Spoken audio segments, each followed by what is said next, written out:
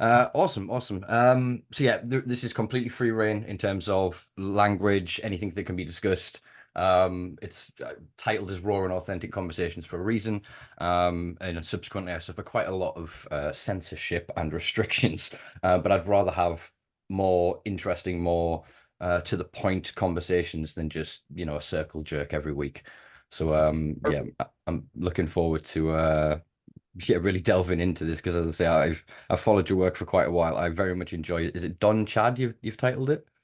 Got it. Thank you. Yes. Yeah, it just there's a California guy, Brett Pella, I think his Yeah, name I've met is. him. Yeah, I Yeah, know him. yeah, and it was from something I saw of his a good few years ago, and it kind of I went down this rabbit hole of kind of like I suppose not mainstream comedy influences in California, and that's when I kind of stumbled across you from a recommendation of I think his video of him and I think his partner doing like a music festival, and it was like gangster shot in crystals like they were drugs, Yeah. and yeah, I it know the just one. I know that yeah. bit.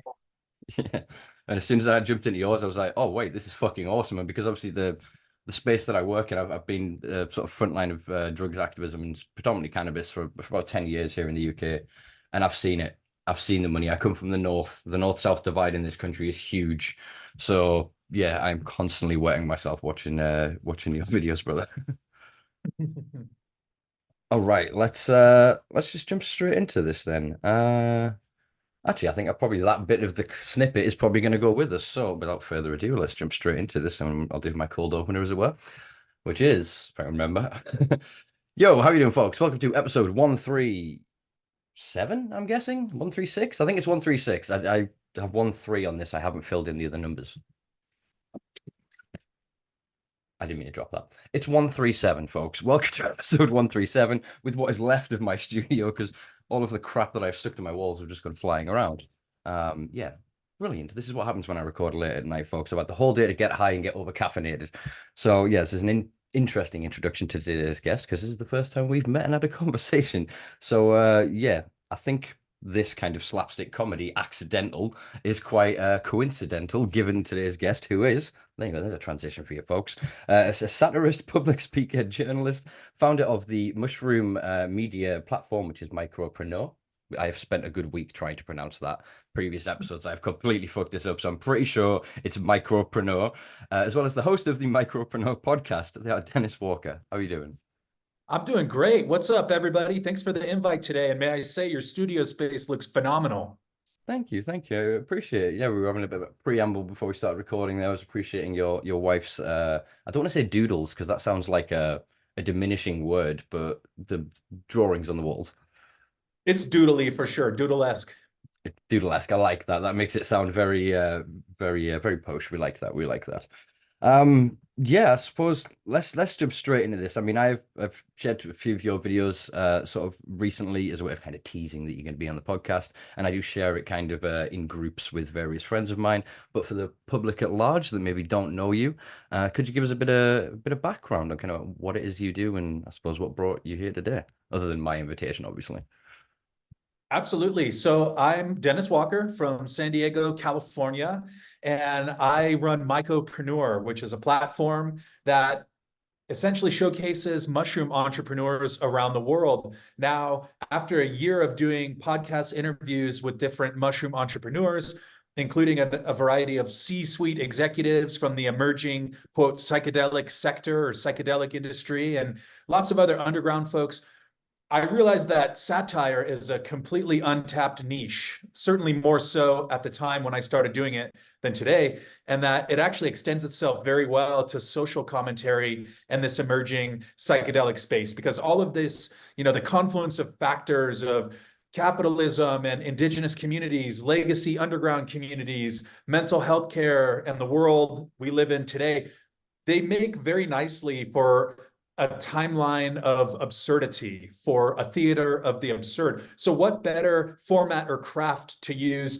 to comment upon this and critique it in a sense than satire, which deliberately over exaggerates and is sarcastic and is a little bit unhinged and over the top. Now, I would argue that the world we live in today is increasingly becoming over the top and unhinged, and it's very difficult to separate out fact from fiction. So that's what I've been doing with the lion's share of my time and energy recently, is trying to punch in on this intersection of absurdity that is the confluence of all these different factors in the year of our Lord 2024 AD.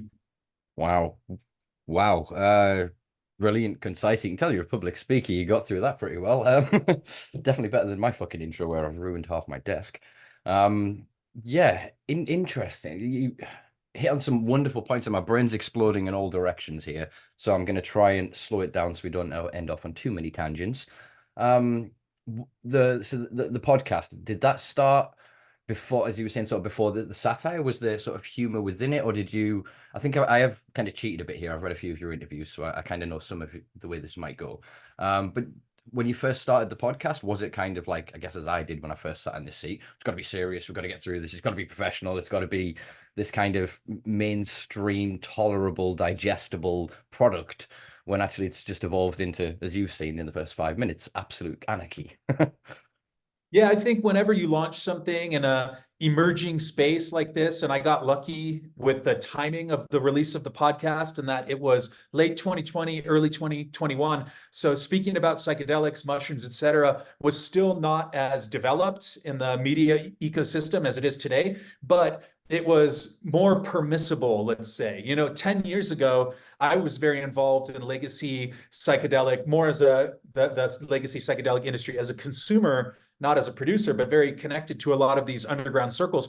You couldn't really openly speak about your work with psychedelics or your connection to them. It was considered to be very risky, thinking about, future career opportunities. It was not polite dinner table conversation outside of a few echo chambers and small niche communities. Well, 2021, that changed quite a bit, right? And there's a lot of research that's been done by these various institutions like Johns Hopkins and Imperial College London, et cetera. So I think launching Mycopreneur podcast, I had a chip on my shoulder to have it taken seriously and legitimately by my community I grew up with, by my family and friends, et cetera, who are not necessarily all psychedelically inclined, maybe more so now than then. But I was very much a black sheep in the community that I grew up in, kind of like on that, rebel without a cause, psychedelic experimentation. And maybe beyond that, I recognized very early on that there was something hugely important here in terms of what psychedelics could do on an individual level and potentially on a collective level. But again, that landscape wasn't very developed. So when I started the podcast, I really did have this drive to make it a serious journalistic pursuit. And hence, that's why I interviewed the CEOs of various publicly traded companies or people that I figured had a respectable standing in society, therapists, journalists, so on and so forth, military veterans. Well, as it progressed and as I got more and more comfortable and as the space developed, I got more and more comfortable sharing myself and my journey. And humor contours that very well. I've always had sort of a humorous and absurdist view of a lot of things that comes by virtue of having traveled a lot, having lived overseas, having seen how a lot of the way we view the world is quite culture bound and constrained to the social programming or the environments we grew up in. But then when you go somewhere else or you go on a psychedelic trip, a lot of those environments kind of dissipate into the ether and you're left with something new and something different. And that's very much where I am today, is sort of this, what I like to consider uncharted territory. And to round out that thought, I've been working on a piece for a pretty major magazine today, writing about a pretty major organization. And I think I'm doing a good job, but I also have no idea if it's hot flaming garbage or if it's too incendiary or over the top, or if it's a great piece. So that's where I find myself these days, is constantly having to figure out, am I doing a good job here, or am I about to shoot myself in the foot and be uninvited from all the conferences and publishing opportunities? Feeling I know well, my friends. Yeah, yeah, and I think, as you see, it's an organic evolution. It's a natural kind of ascension, when viewed in retrospect, in that kind of Kierkegaardian way. That life must be lived, can be only understood backwards, but must be lived forwards. So you can kind of see me sitting here today. Obviously, all of that makes sense, and that connects all of those dots. So at what point of comfortability on the podcast did you just think, I really want to lean into kind of doing sort of standalone satirical, these humor skits, because they are the level of confidence and of the what's the word, the yeah, I can't think of the word I'm thinking of, but you're kind of getting lost within it. It starts, you deliver this thing and it's done in such the language and the body language, the words that are used, the key phrases. It's like you're an AI generated. You've taken that shit and you've just turned the humor up to 100, like you say. It's a lot of it is clever retorts on the language itself. But like you say, the best that I laugh the hardest to is when you just turn it up to 11, like you say, and it's these juxtaposition of the individuals and the environment and of the um what it is that they're pitching, of capitalists talking about fucking indigenous rituals and shit. And it just, yeah, it's a good way. You've really helped me look at the space without just getting so turned off by it and enraged and just seeing this whitewashed, gentrified bullshit. It's nice to then see somebody holding it to account, and not only that, being accepted, as you say, within that community. So I think whatever you've done, however you've done it, to go from serious into humor, you've transitioned well to be to continue to be respected in the space, from my observations at least. Yeah. Thank you. And I very much enjoy doing it. So that's really the guiding ethos is if I can make myself belly laugh, if I can find a kernel of truth in there, then the skit is going to be made or the satirical point is going to be made. And also it's capitalizing on feedback. People send me, feedback or ideas, and a lot of them work in this more corporatized space. Like there are quite a few people who work for larger companies or funds or whatever who have told me openly they can't say these types of things. So I think there's some value in having a sort of independent party who is kind of given a bit of a free pass. Now, that being said, we are in a point in the world where there's a struggle for narrative control. Maybe it's always been that way, but I think there's sort of a struggle or conflict right now with psychedelics because for so long they were seen as this tool of the rebellious class or of the nonconformists, right? Like, and now all of a sudden they're being arguably co-opted and sterilized into this neat, nicely packaged, polished framework that's rolled out from the top down. And I think this presents obviously a great amount of topics for satire, but some serious concerns as well, right? There's this idea of Whitey or the capitalist, and I'm not anti either of those entities necessarily, but of them co-opting and trying to control the narrative around psychedelics and turn it into this Oprah Winfrey sanctioned, very lowest common denominator, very marketed substance essentially. And a lot of the people who have historically been the stewards or people who have been interested in carrying the torch around psychedelics and mushrooms, et cetera, for years, a lot of people are getting shut out because the amount of capital, the amount of regulatory scrutiny and connections, et cetera, involved, it kind of necessitates that somebody has a crazy amount of connections and political capital and money just to stay afloat. And this is happening with cannabis. I'm sure you've followed that. And it's arguably happening very quickly with psychedelics as well. So it's an area right now that there's a lot of debate, a lot of controversy for good reasons. And I find that satire seems to conveniently essentially be a Trojan horse for presenting a lot of viewpoints and speaking a lot of truths that oftentimes would be shut down or negated or censored outright. And as you've experienced, I'm sure, running a cannabis or a psychedelic forward media property, there's a lot of censorship happening. It's a lot of arbitrarily enforced censorship. It's a lot of very strange walking on eggshells over what you can say and what you can't say. Yet some of the companies that have a lot of money, they're kind of able to say whatever they want, or have their adherents go on Joe Rogan or on BBC and speak openly. But if the Simpa Life podcast or myself wants to speak about our experiences, we might get shut down or we might get shadow banned. So it has created sort of an uneven playing field, and this pay to play model, which arguably has always existed, is very overt now. So yeah, lots of room for satirical critique of the situation.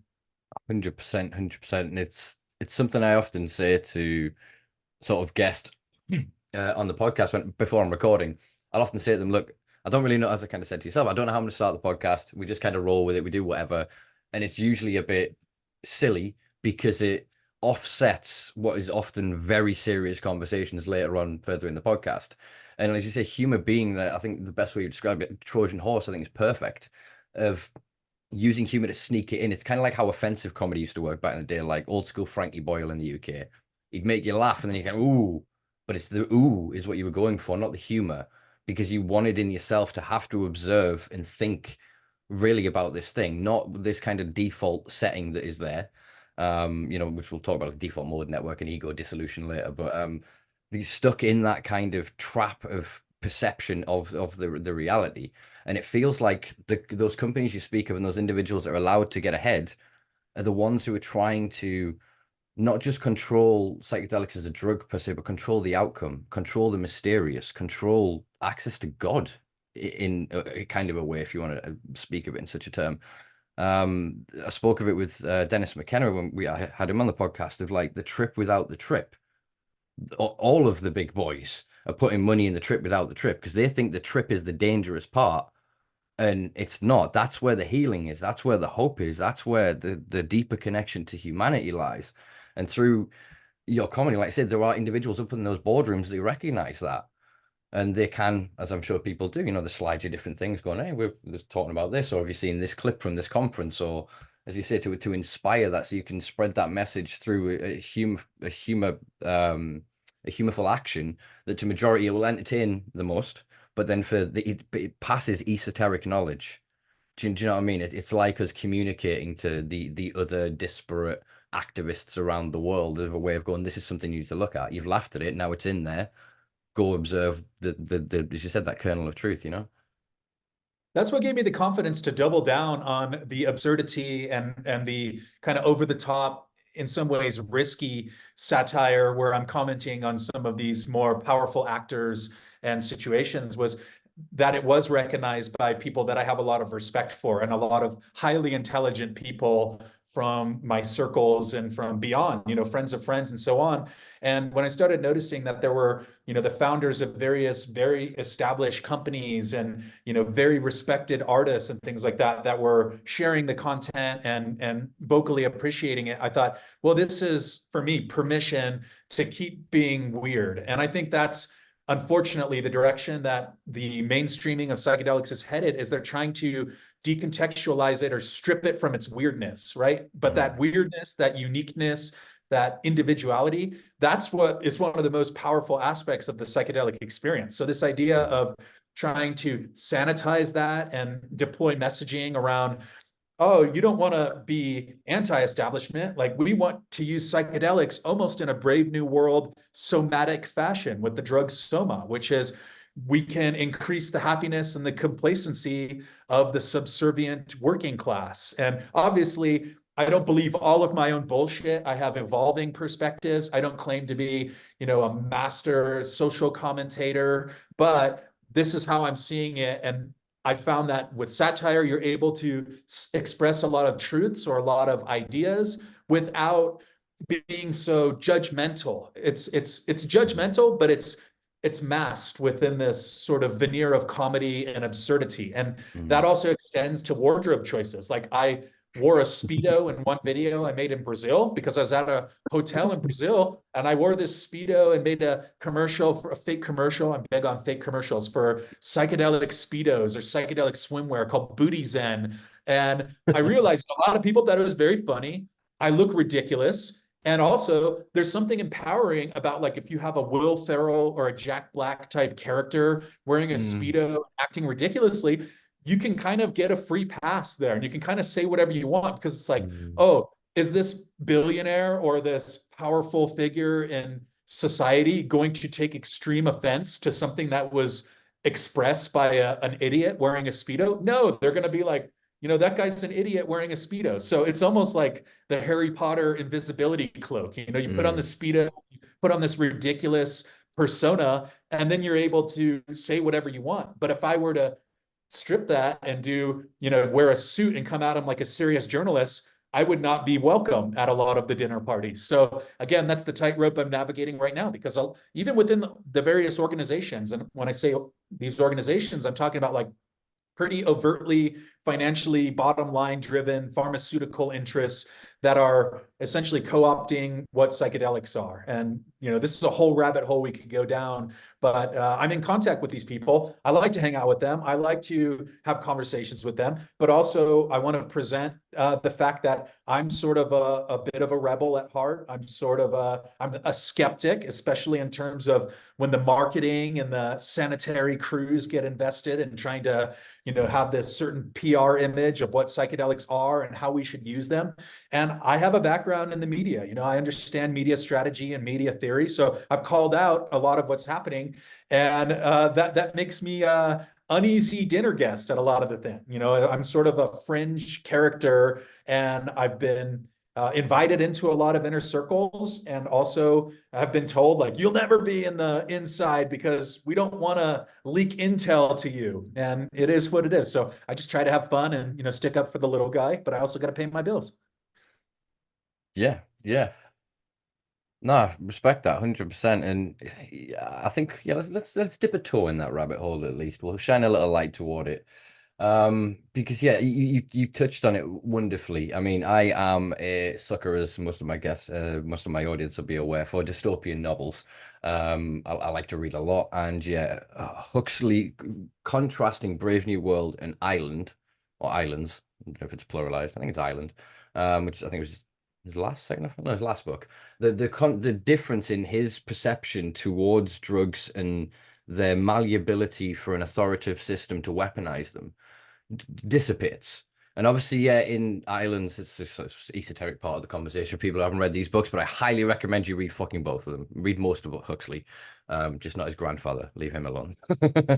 um, but yeah, I worry, and it's something that I've seen, and I've walked away from things, and I've walked away from opportunities at different times when I've felt overwhelmed by not what I would say is necessarily my enemy, but the people that my life's work ultimately seems to be butting up against. And do you worry about kind of a co-option, or like an attempt to direct and weaponize your humor, because we know how powerful humor is as a tool? And as you say, the state of play, the power and the money and the influence that is moving here. I don't know. I kind of worry. Maybe this is just I'm pulling this out my ass as I'm sort of thinking about it, looking at it, that people like yourself, the system at the highest level sees you as pawns within it. Because even if you do good or bad, you harm them or not, there's no such thing as bad publicity. As long as you're talking about mushrooms and psychedelics, when they come along and go, well, here's the bill that we're going to put in place, and here's the clinics we're going to open, and here's the boys that are going to make all the money, we go, yay, thank you. Do you know what I mean? Or am I just being a bit paranoid there? No, I don't think so. I mean, there's clear evidence historically and also today that a lot of the alphabet agencies or the powers that be are deeply invested and connected to this emerging psychedelic sector, if you will. And speaking of weaponization, like at some point, psychedelics went from being a primarily anti-war sort of viewpoint that collectively were held around them and that were rallied around psychedelics going back to the 60s, to now being a tool of the establishment where they're extending the first access to various psychedelic assisted therapies to special forces and first responders. And this is directly packaged in a lot of the public messaging that's going out. And I understand that this is going to be what unites both sides of the political aisle and what is happening in favor of public support of psychedelics. But there's also a lot to unpack there about how something that could, if you consume it under your own direction and a framework, and a lot of transparent communities have been doing this for a long time, would, for most people, lead you to want to be anti-war. And I think that's a fair statement. For a long time, psychedelics, you have this experience, you all feel connected. And now the messaging is that we're going to use psychedelics to extend the operability of active duty military. And I've actually been at a conference and heard a 4-star military general saying that he was concerned about the potential use of MDMA with active duty soldiers because it might cause them to think twice before pulling the trigger when deployed in combat. And like, that's a huge shift in the narrative around psychedelics, from being this anti-establishment, peace and love, utopian future where all of humanity rekindles the fraternal connection we have, to we're going to use psychedelics to extend the operability of our active duty soldiers. So again, there's a lot to unpack and very, very powerful forces. But when you start to see some of the headlines and narratives rolled out, one thing I've critiqued is that almost every single headline or news segment, be it the BBC, Fox News, ESPN, et cetera, links psychedelic use to mental health as though it was in some ways it's a pharmaceuticalized version of the psychedelic renaissance, quote unquote. And I'm often saying, well, what if I just want to eat mushrooms and see the flaming lips, in a safe way? I'm an adult. And what if I'm mentally healthy and I want to use psychedelics or mushrooms for the betterment of well people? Or what if I don't want to have a $15,000 therapy that's covered by a third party insurance provider, which I have, my employer to thank for? What if I just want to grow my own mushrooms and do it my own way? And the fact that that is not universally accepted, like, that prohibitionists or Prohibition 2.0 arguably is this corporatized version of psychedelics where you have to get official clearance and it's super rigidly hierarchically controlled and you have to get a special note from the doctor and you have to pay, $15,000 to do it this way. I think that's really, unfortunately, where the lion's share of attention is right now, when you have tens of millions of people quite safely consuming psychedelics under their own self-directed framework. Now, to finish the thought, I understand that making population level decisions is no easy task if you're in public office or whatever, but a lot of us have understandably lost faith, and a lot of our political leaders and a lot of the direction that those interests are taking us. So I'm sure people will give us the benefit of the doubt when we say, we're skeptical about the direction that the psychedelic renaissance is heading at this point. 100%, 100%. I mean, what I was thinking through that was the pact between the CIA and Sandoz for 23 years, in which things like Operation Midnight, Operation, what the fuck was it? Something Climax, and all of these other different operations were done where members of the American citizens were drugged against their will by the CIA. There was obviously a whole series of experiments they did, which you could argue allegedly led to Ted Kaczynski and the Unabomber. There's a link obviously as well if you look at the book Chaos, by the author whose name escapes me right now, with Charles Manson. And Manson was alleged to have figured out, and I think under the direction personally of the CIA and other national interests, because obviously they were trying to use LSD in operating theaters in the military setting as a truth serum. They also considered it as a military weapon to tap into waterways in other countries so they could get them all fucking off the tits, and then they could just walk in there and take over it. But if you look at what happened with the mass manipulation, this kind of hypnosis and inculcation into a bastardized view of anti-establishment while being establishment directed actions, leading to the Tate murders and the Manson family murders. Like, Charlie never killed anybody. That's not me defending him, but everyone goes, oh, mass serial killer. He never killed anybody. He convinced runaway teens, often from quite not the worst backgrounds when you look at them as a whole, to go away and commit the most vile things, while then they were high on LSD, getting chaos. It's alleged that he would often not trip with them, so he would be lucid to even be able to direct their trips. And I speak of somebody who's had hundreds of LSD trips and many other fucking compounds. And yes, there is a certain point of susceptibility, of gullibility to certain things. I do not trust to get to that state of vulnerability and be in a room with healthcare professionals that for 20 plus years have told me my drug use makes me a druggie and an addict and a bad person, that they're then going to tell me and talk to me in that setting. They're going to decide what totems, iconography, what music, can I wear the light? Should I put the thing over my eyes? Do I sit now? Fuck off. Like, that should exist exactly as you say for very specific settings. And I agree with the first iteration of experimentation that we're doing sort of on end of life patients, because anyone that's taken these fucking drugs will know what that can do to one's sense of self and connection to the world and their fear of death, etc. So 100%, yeah. But then to pathologize any other form of access, no. You should go, okay, it helps them. And then, as you say, work backwards. All right, what happens when we do it to healthy people? All right, cool. What happens when we do it to people that are unwell? Because that's the other thing that they really don't want to talk about. They're going, oh, yeah, it helps with depression and anxiety and PTSD. When you look at some of the earliest research, especially, I'm sorry, I'm in a bit of a diatribe here, Dennis.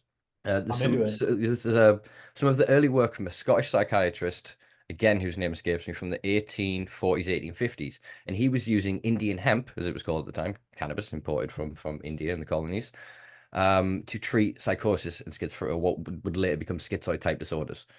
And he won awards for it. And it was literally having phenomenal success. There was then other accounts much later on into the sort of the 1950s and 60s where they're using compounds like LSD on, like I said, people with schizophrenia, etc. And it's resetting their default neural network, which tying back into where we were before, of that ego death. And I think that's something that you wonderfully touch on in your comedy, is these kind of narcissistic, what I see it written as, neo shamans. I think I do. Whenever you go tap into that, I'm just like 100% popcorn, just like yes, yes, because it does. It's so pompous and so quintessential of that authoritative system to go, oh, you want drugs? Oh, okay, we'll establish this framework and this system. Like you said, like the logistics on it. I think it was David Nutt in the UK. He said at a talk one time, they spent over £1 million to get enough MDMA for one dosage session because of all of the bureaucracy and bullshit. I could ring somebody now and get that here for 25 quid. It's insane. I've been covering the dynamics of the legacy or underground market for that reason. And I think a lot of these for-profit interests don't necessarily understand how formidable of a competition the legacy market presents to a regulated, controlled supply.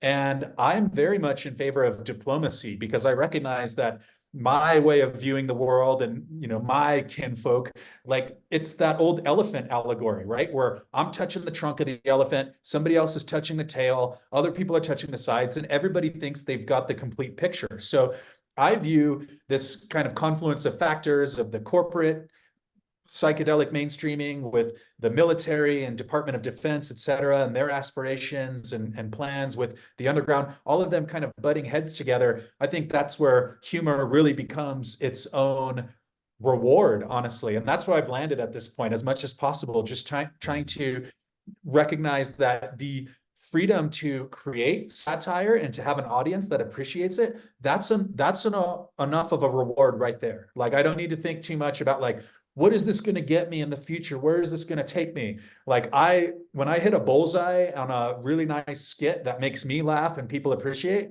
that's all the recognition I need right there. So it has been nice to get invited to conferences. I got to come to England twice this year and speak on a big fancy lecture at the University of Exeter. That was wonderful and validating, right? And there's been other cool opportunities like that to MC a number of conferences or to interview some very reputable figureheads. But at the end of the day, I'd like to say that diplomacy is going to be increasingly important, and humor is very important because that I don't know what direction the psychedelic quote renaissance is going to go. It certainly seems like it's going to be very regulated, hierarchically controlled, et cetera. But also you have this corresponding development now where psychedelic science and chemistry and extraction have been people have figured its underground through Arrowhead and through different to illustrate this, I interviewed a longtime underground market psychedelic purveyor who's been doing it for years and years and years. And they told me that 20 years ago, they never met the chemists who were producing and synthesizing the various products that they were selling, the DMT or the MDMA or whatever it be, and that now there's chemists all over. And I think that's something that the establishment is having a very hard time contending with right now. So I've actually commented several times and been pretty on the money, like almost immediately on the money with this. But I mentioned like, hey, this is what's happening, and this is going to be a possible response to it. And one of those comments was about the media narrative is going to evolve to a point where they're going to start, whoever is deploying these headlines are going to start essentially pumping disinformation and misinformation about mushrooms into the headlines. And literally a week later, there was a quote pilot who tried to hijack a plane under the influence of mushrooms, which a lot of people quickly were able to point out there's a lot of unanswered questions around this scenario.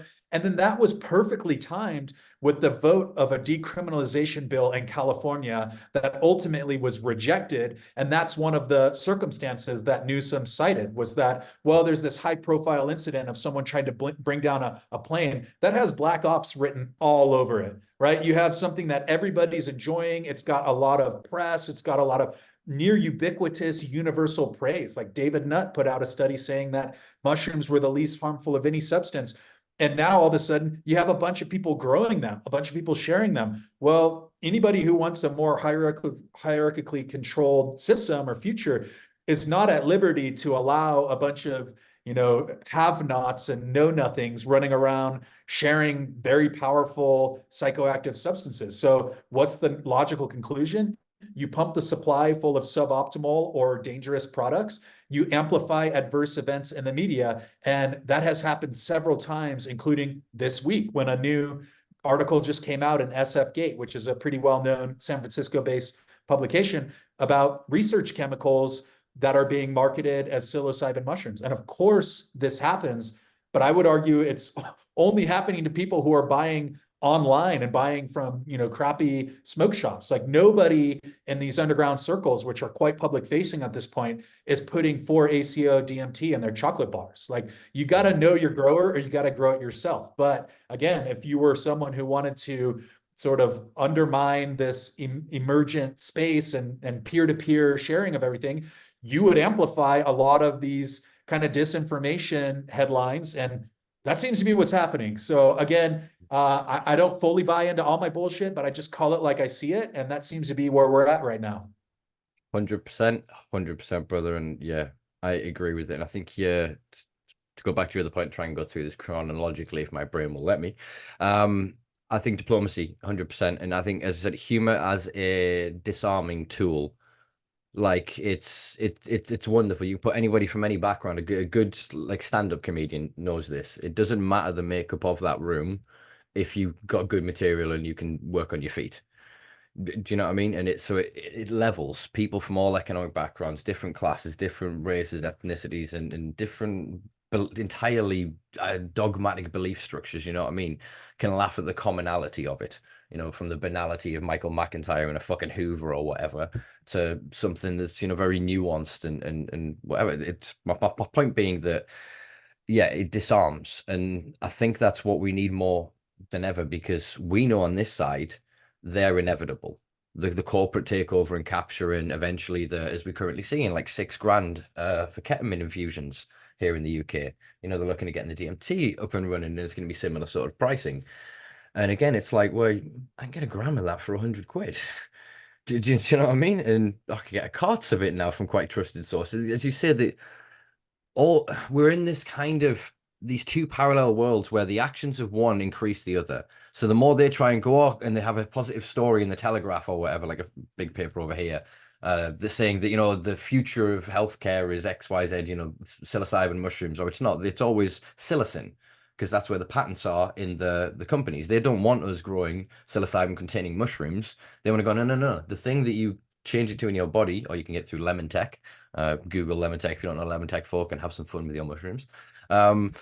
That is where they've gone with it. It's the same with cannabis. That's why we ended up where we are with cannabinoids and all of these, THC, a flower, and all of this shit legal under the Hemp Act. And you're like, that's cannabis. And like, well, this is hemp. That's cannabis. And you're like, well, that's cannabis. Like this, well, that's not even weed. I don't know what that is. Keep that away from us. You know what I mean? It's like I said, there's these separate things that are created as a consequence of their restrictions, but they restrict us because they want to make the money, but they don't understand the true popularity.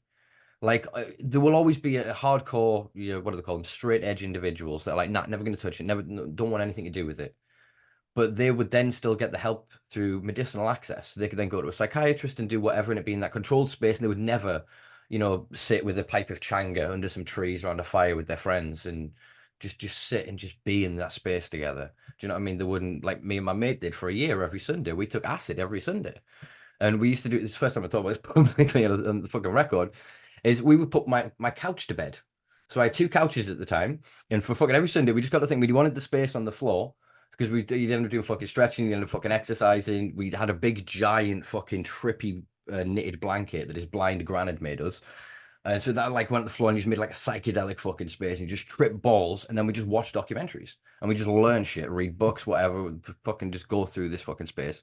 And so, yeah, about 3 months into doing this, one night we both were just crying with laughter for about 15, 20 minutes because we decided to put the other couch to bed. So taking it out of the lounge, taking it into the bedroom, and putting it on the bed. And we were just so broken with joy and giggles, like every muscle was hurting. It was just that child state of wonder. Like, they're never going to prescribe me that. Do you know what I mean? Like that, they can't deal with that. But then I should be able to have that space that, as I've had other times where I've had moments where I've had friends completely lose it on acid and I'm too fucked on acid and I try to catch with them, but they're in the, I don't know if you come across it yourself, like the loop, the cognitive loop, where you've got somewhere from between 30 seconds to 90 seconds and the brain just loops around. And he was asking the same question again and we answered it and you're here and this is what's happening. And then, oh, wait, oh. And it just went on for hours and hours and it just was a difficult space, but there was no one to talk to. We didn't have some of the services you're now seeing arising in America and some of the states. You know, you can do some fucking Googling, but you're so fucked up, you can't even find the screens. You can't pick up a fucking phone, do you know what I mean? You like, so it's both sides. If we have that conference, that kind of parlay, as it were, together, we can figure out how to make it work. And yeah, they need to deal with some of this shit. Soldiers and PTSD and violence, and that's as a violent trauma survivor. If and then I was going into a setting where I could have to be reliving shit like that, you're gonna have to be aware of that.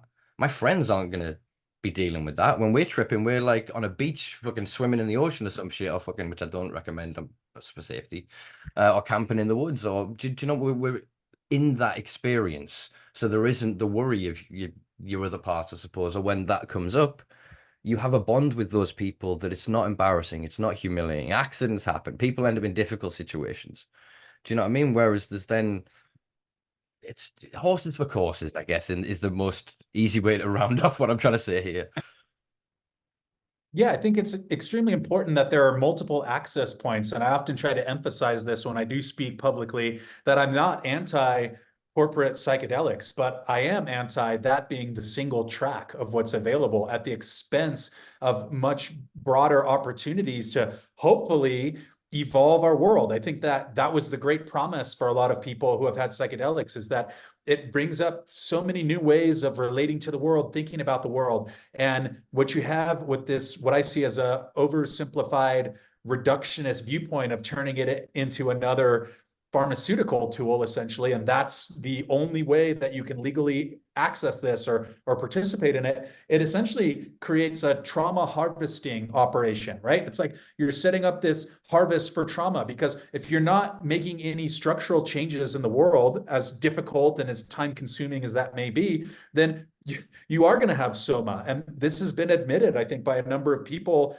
funding some of this more corporate psychedelic spaces, is that, yeah, it'll help people come to terms with their place in society, if you will, to the point where even, with ketamine clinics is how it's starting, with different employment covered ketamine therapy. Well, it's really perfect, right? You can have a position that maybe you're, not thrilled about, but then you can go get high on your company dime and detach and dissociate from your menial position in society. And then it's not so bad. And a lot of people have used alcohol in the same way, right? Where, and again, like I love to party. Like I'm not one of these like puritanical, no, I'm Cali sober. Like I love to party, but I also recognize sometimes like, it's an easy way to mask your issues or whatever. And in some ways, like if you have this version of psychedelics, like how are any of these companies going to make money on something that they can give people twice or a handful of times? Like that cannot be the business plan. The business plan has to revolve around some kind of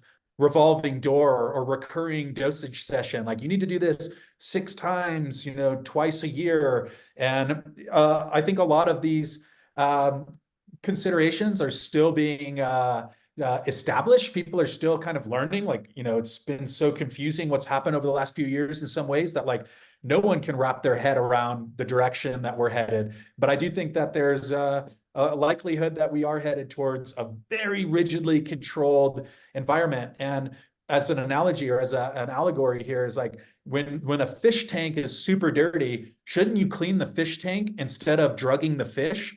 And I think that we're taking that approach with corporate psychedelics. It's like, we don't want to clean up any of the societal inequities. We don't want to seriously examine the power structures in society. We just want to drug people. And man, if I were the ruling elite, I'd probably do the same thing. So can't knock it till you've tried it, I guess. Yeah, it's something I wanted to ask you about, 'cause it's something I feel I've experienced numerous times in my life, and I've met people, and I kind of get this thing, right? I have the sneaking suspicion that exactly what we saw with the rise in popularity of LSD in Silicon Valley and the, microdose to increase productivity movement, rather than the kind of, take acid, build something to fucking change the world, which was what fucking Bill Gates alleges, with his fucking experience being one of the top fives of his life, and it's so important to him. Steve Jobs, many of these other individuals who, had huge fucking doses of acid before we could conceive of the word microdose. And, they were in drum circles, like you say. I mean, look at like the acid's influence on the fucking Beatles. Look at them in their prim little suits and whatever, and then they come back from India and in that bright garb and the evolution. That's what unbridled and unchained drugs to me. Obviously, not like that's not, but conscious use. That's what it does. That's what it can lead to. You know what I mean? It's true revolution of our environment and a shift into a different fucking human evolutionary era. Whereas I feel exactly what they're trying to do to me is, I think microdosing basically fortifies ego, macrodosing reduces it. And I say it in the sense of like the default mode network in terms of what it does in neuroscience, that if you kind of look at it, it's such a large dose, to go back to Charlie Manson or whatever. If they're then encouraging us to take these big doses, and then we're having, oh yes, we're going to change the world and be brilliant and feel wicked for like 6 months, and then realize we can't because the system hasn't changed, as you say, we're then re-traumatized, we go back in, we get the same thing. Whereas that system of the trap wouldn't exist if they were taking the same fucking doses. I can't help but feel it. If they were in the woods hugging a fucking tree, do you know what I mean? Like if they were in a circle taking ayahuasca, if they had some experience with some of these compounds, they wouldn't. You can't. They don't work together. This is what's always confusing me about corporate psychedelics, is an oxymoron. But this is the reality we live in. Do you know what I mean? Is that just my suspicion about the macro versus micro? No, but even the term psychedelics has been kind of it's questionable what it means anymore, because I've made this joke a number of times, but like the two flagship molecules at the vanguard of the psychedelic renaissance are an amphetamine and a horse tranquilizer, right? It's MDMA and ketamine. And while I value both of these substances and have tried them on numerous occasions, I'm sorry, but that's so different than taking 3 rips of DMT or of macrodosing mushrooms. Like, it's a very different universe, a very different experience. And I think that something like MDMA, like, to me, I don't know if that's a psychedelic, and that's not to knock MDMA. I think it's a wonderful tool or a wonderful substance. But like, when you're having MDMA, I don't know how many people are having these deep realizations that they don't want to go back onto the assembly line tomorrow. And that should be okay. I think that I'm a big fan of cognitive liberty myself, but like, if someone wants to kind of just like go do their own thing and they're not bothering anyone and they don't want to be a productive member of society, quote unquote, what the fuck is wrong with that, right? And that is I think a path that's going to become more and more attractive to a lot of people. And we're seeing it as like, man, I just want to get out of here, get my acre, do my homestead, raise some chickens and a vegetable plot, and not be beholden to this really expensive, really gaslit society, I think, that we're living in right now. And I value a lot of the trappings of modern society. Like, I'm pretty okay with a lot of things, but also like these crazy rising costs of living, the fact that like technology is getting so much better, but like, why is housing getting so much harder to secure for so many people? Why are professionals I know renting? Why, like, all these things I think are not just an accident of macroeconomics. I think that there are forces in play, and I've lived among some of these forces, so I'm familiar with what it looks like to be kind of at the top of the pyramid, so to speak. And I question that. I think a lot of these companies and who's getting funded in psychedelics, it's tied to family offices. It's tied to philanthropists, quote unquote. But when your philanthropists are multi-billionaires who run hedge funds, who are, involved in regulatory capture, you start questioning a little bit about like who's benefiting from this iteration or this version of the psychedelic renaissance, right? And I think like a lot of academia, a lot of industry, like they're clearly tied together, right? Like you could call something science all you want, but if your study design and your clinical trials and your path to market are being explicitly funded by certain individuals or special interest groups, like that's going to leave a lot of other potential scenarios on the table, and it's going to be very much in favor of powerful interests. And it becomes quite difficult to push back against that because a lot of times, like, especially for the average person, you have no idea how this stuff works, So I guess I'm trying to be as cooperative as possible and recognize that I can only do so much. And like, again, just doing ridiculous, absurdist satire is honestly a lot more fun than being a muckraking, dirt digging journalist, trying to cast aspersions at the man. Like that has its place. But for my money, if South Park can exist, if Sacha Baron Cohen can exist, like that's where I want to stack my chips, because if I can be successful and hopefully at some point, be super economically viable with what I'm doing, it's been solid, but I think there's a lot of room to grow. Like if I can do that, satirizing the king and playing the role of the court jester, I'm happy to do that all the time. And I also, because I'm very aware that I am definitely, on the if you on the radar in some ways, or people paying attention to what I'm doing, like I want to be diplomatic. I'm not trying to be some whistleblower on everyone. Like oftentimes, like I do have a direct line of communication to some of these more corporate interests, just to be like, hey, how's it going? I don't want it to be a us versus them scenario always, because us will probably have a really hard, difficult battle to fight if it's little old us versus extraordinarily powerful forces with all the money in the world. Yeah, 100%. I mean, to me, it feels like, as always with these things, I think ultimately cannabis, beyond a drug as a resource, is the tool to end this artificial paradigm of false scarcity that is created to perpetuate disaster capitalism. There always needs to be this next fucking problem, this next limitation, this next issue, this next thing to capture to make this money from. And it's just always incentive of, it's the donkey, the carrot and the donkey, you know what I mean? And fucking to the stick. It's, if we just fucking stopped and the donkeys could help each other, we could all have a fucking carrot. And I'm not saying in the grand socialist Che Guevara sort of sense or whatever. That's not what I'm fucking saying in that, for all I do believe quite a lot of those fucking things. My point being that there's a word in Native American culture, I think it's wetico, and it describes like a cannibalizing impulse that the Europeans had, this overconsumption. When they landed, they didn't respect nature, they didn't respect anything, they weren't thinking generations down the line. They were just, what I can get, what I can grab, where I can lay my fence and my flag and taking. And I feel like that's distilled into it's kind of like a cultural cancer. And I can't help but feel these drugs and compounds, in the right way, are the substance that will cause apoptosis, the breaking down of these cells, this hatred to choose to eat itself rather than to attack the light. Do you know what I mean? To set the gears right so the engine will kickstart again, and humanity goes, oh, what the fuck have we been doing? And wake up from some insane dream. Because it's interesting, you say, you were talking about Soma before, and it being sort of this, I suppose for people that don't know, kind of like a general use drug for every situation. It's a way to manage and mitigate and control everything. So you are just always on this thing. It's always quite analogous to SSRIs and that whole thing. But I think, as you say, the ketamine and fucking MDMA, they are, I would agree, they can have mind manifesting, as in psychedelic in the old parlance, the qualities, but I don't think they're entheogenic in the traditional sense, in that they are not connective. You will have an experience and you can have whatever, but I think that a lot of friends that I've had in the past, and quite a few have suffered with ketamine issues because of depression, because you end up chasing a thing of trying to deal with the depression of, I use the analogy of like a house fire.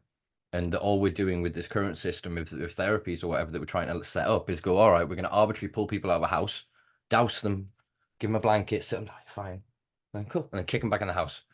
And it's 100%. yeah, and Yeah. I don't I don't know how to reconcile with myself that, as I was saying before, the juxtaposition between my true belief from my experience of tripping with people when we can't speak a word between us of language, but we can communicate. We drink together, we eat together, we trip together, we dance together, but not a word was fucking said because it can't be understood. Do you know what I mean? It's that connective quality of these compounds. I can't get how I can experience that in the places and times I've been blessed and lucky enough to do so.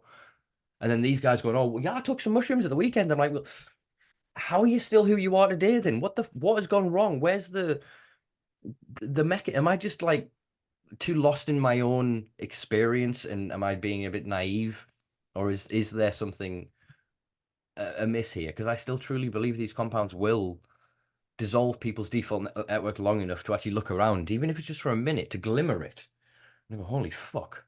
And it to kind of haunt them in a way in the coming weeks and months so that they either have to choose to act or go further into that depression, into that withdrawal, into that cognitive dissonance.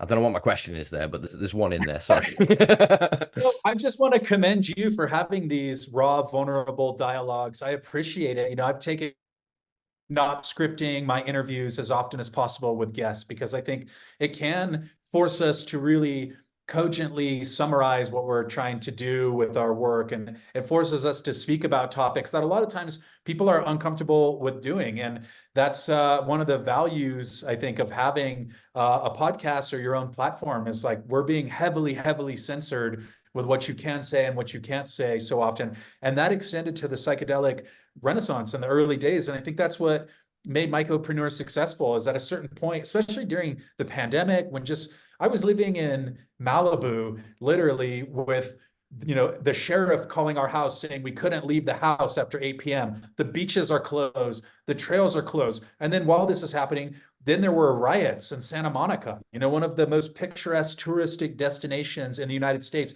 There were tanks on the streets and helicopters, and all the stores were burned down in the middle of a pandemic. And it was around that time when I just said, fuck this shit, dude. Like, I don't know exactly what's going on, but like, I had been very deeply connected to psychedelics for many years by that point. So just what I saw is brainwashing and of like this, almost like takeover within the United States of blasting us with so much confusion, which is a tried and true and well-documented CIA technique for interrogation. Why wouldn't that extend to the population level? Blast the population with so much confusion, bullshit, disinformation. It becomes almost impossible for people to know what's going on, where we're headed, who to trust. And that's to a degree what I see happening right now with this emergent psychedelic narrative is that 2017, 2018, psilocybin and MDMA were respectively granted FDA breakthrough therapy designations, which means they're supposed to be expedited and fast tracked and available. And all of the conversation and talking points revolved around accessibility. We want access. We want equitable access. That doesn't mean shit, dude. Equitable access is teaching people how to grow mushrooms and empowering them if they want to. If you're talking about equitable access, we have that. It's very easy to grow. It's very easy to share. And in many cases, it's extraordinarily safe if you do your homework and your due diligence, if you're part of a community that's transparent and that looks out for you. Like these things exist, and we have lots of examples of models of where they're working and have been working. And I think that's a problem if somebody wants to control the narrative and wants you to be, dependent on daddy, big brother, going to take care of us. This time of chaos and confusion and all this. Like we need somebody who has a sense of order to rule with an iron fist and to make sure we can't leave our houses at 8 p.m. And I wonder about that because, as you said earlier, just like this establishment narrative for the last 50 plus years has been about how you take LSD or mushrooms or whatever, it's going to scramble your brain like a fried egg. And now they want to pivot based on a few studies that they funded or, that interest connected to the corporate academic elite are the ones funding. And they're going to say, oh, so sorry. Actually, they're quite safe as long as you do them this way, as long as you take this patented novel molecule with 2 therapists in a padded room, that's actually okay. And I'm like, hey, you've been lying to us for the last, who knows how many years.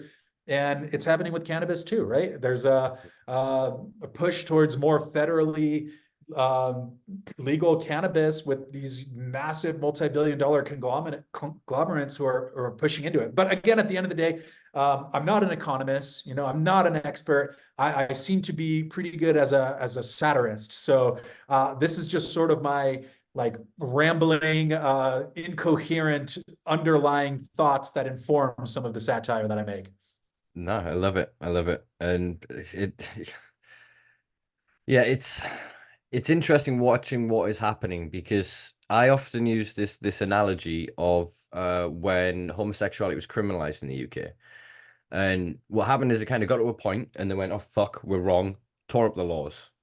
And they just went, it's wrong. We just tore up the fucking law. They didn't legalize, they didn't go, oh, let's keep this law and go, actually, you can hold your hands 3 times a day if you have a permit. You can be gay in this area between 9 and 9. You're allowed 4 kisses with your partner. There wasn't a regulation of licensing. There wasn't any state control. They just went, fuck, we were wrong. Not in these words. It took a long time for them, but they just literally went, there's the law gone. And overnight, obviously, there was then cultural backlash and there was a lot of bigotry. There was a lot of fucking homophobia. I'm not saying there wasn't, but in terms of the structure of the law, you couldn't just be, you kissed a man, get you in a cell, in a court, you're done. You go into prison.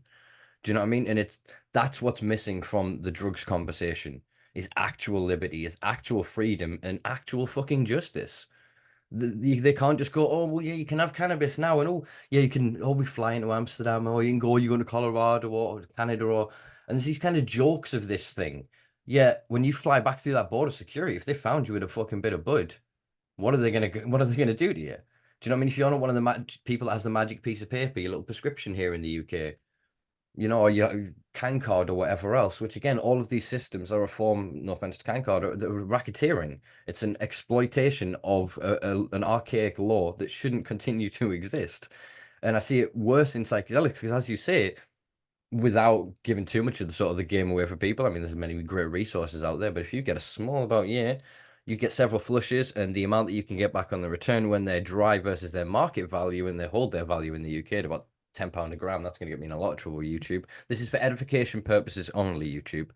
Um, versus what they will charge you in Oregon, for example. There was one institution that's open not too long ago. I think it was the end of 21 or early 22, and I think it was about $4,000. And you looked at it and you went, how much did they actually give you over the day session of it? And I think it was 1.4, 1.5 grams of mushrooms. And I'm like, wow. It's the Yeah. same with cannabis. Like you can grow quality cannabis at home again for education purposes for 20 quid an ounce with over a cycle, dependent on the number of plants and everything. You can get that even lower than that. But I say that for an average grower putting in an average plant, getting an average yield back, you can get that down to about 20 quid minus your labor. In the open market, that's 200 quid for an ounce as an average rate, it's sort of in the UK. It's the margins then come from profit. And what most of these things, most of our communities have done forever is we haven't really profited. We haven't sought to. We have sought to recoup our losses for what we've done. And then people have donated to each other to ensure that we can continue to create the spaces to do it. They've always worked in a non-profit in the sense that there's never really been your fucking shaman in your Ferrari driving around or whatever, because someone would see him and go, well, he's not a fucking shaman. Why am I going to listen to this prick?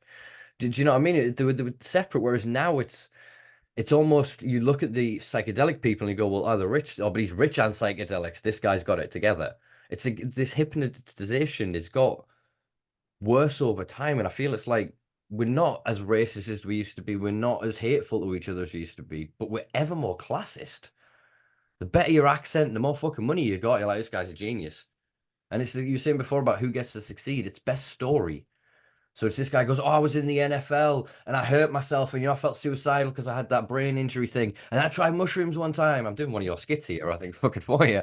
Do you know what I mean? And that guy, then a hedge fund comes across to him and goes, oh, you're going to front our company for us. And it's all so, it's not real because anybody you could put up there from us wouldn't want to be up there. Do you know what I mean? So we can't be represented in their system, and we can't equally represent them because we're so angry at them, because not only are they still saying we're bad and criminalizing us, and mushroom seizures actually have increased in the US from £500 in 2017 to 1,800 pounds in 2022. So raids are increasing, for production's obviously increasing as well. The same's happening in cannabis. They're saying they're legalizing and they're creating access while then using that money to crack down on the people that are doing it without paying them first. That's a mob, right? That's what the mafia do, yeah? That's exactly what the mafia do. And I've got plenty of friends involved in investment migration, right? About not putting all your eggs in one basket, who have been very critical of various governments, because you see what happens very quickly and what can happen to a society. As strong as your brand of your country may be, like, no one's impervious to collapse in a generation, right? And that might be a overly fear-mongering way of looking at it, but like the country that I grew up in the United States, is a radically different country today than it was in 1989 and through the 90s when I was born. And it doesn't mean it's all bad. I think there's a lot of great things about the United States, but we have, my generation, I think, with the arrival of the internet, and a lot of us were all of a sudden able to hear other viewpoints, and especially with social media, right? Like, we're able to see on the ground viewpoints and stories and realize, like, wow, a lot of what's being packaged and trotted out on the evening news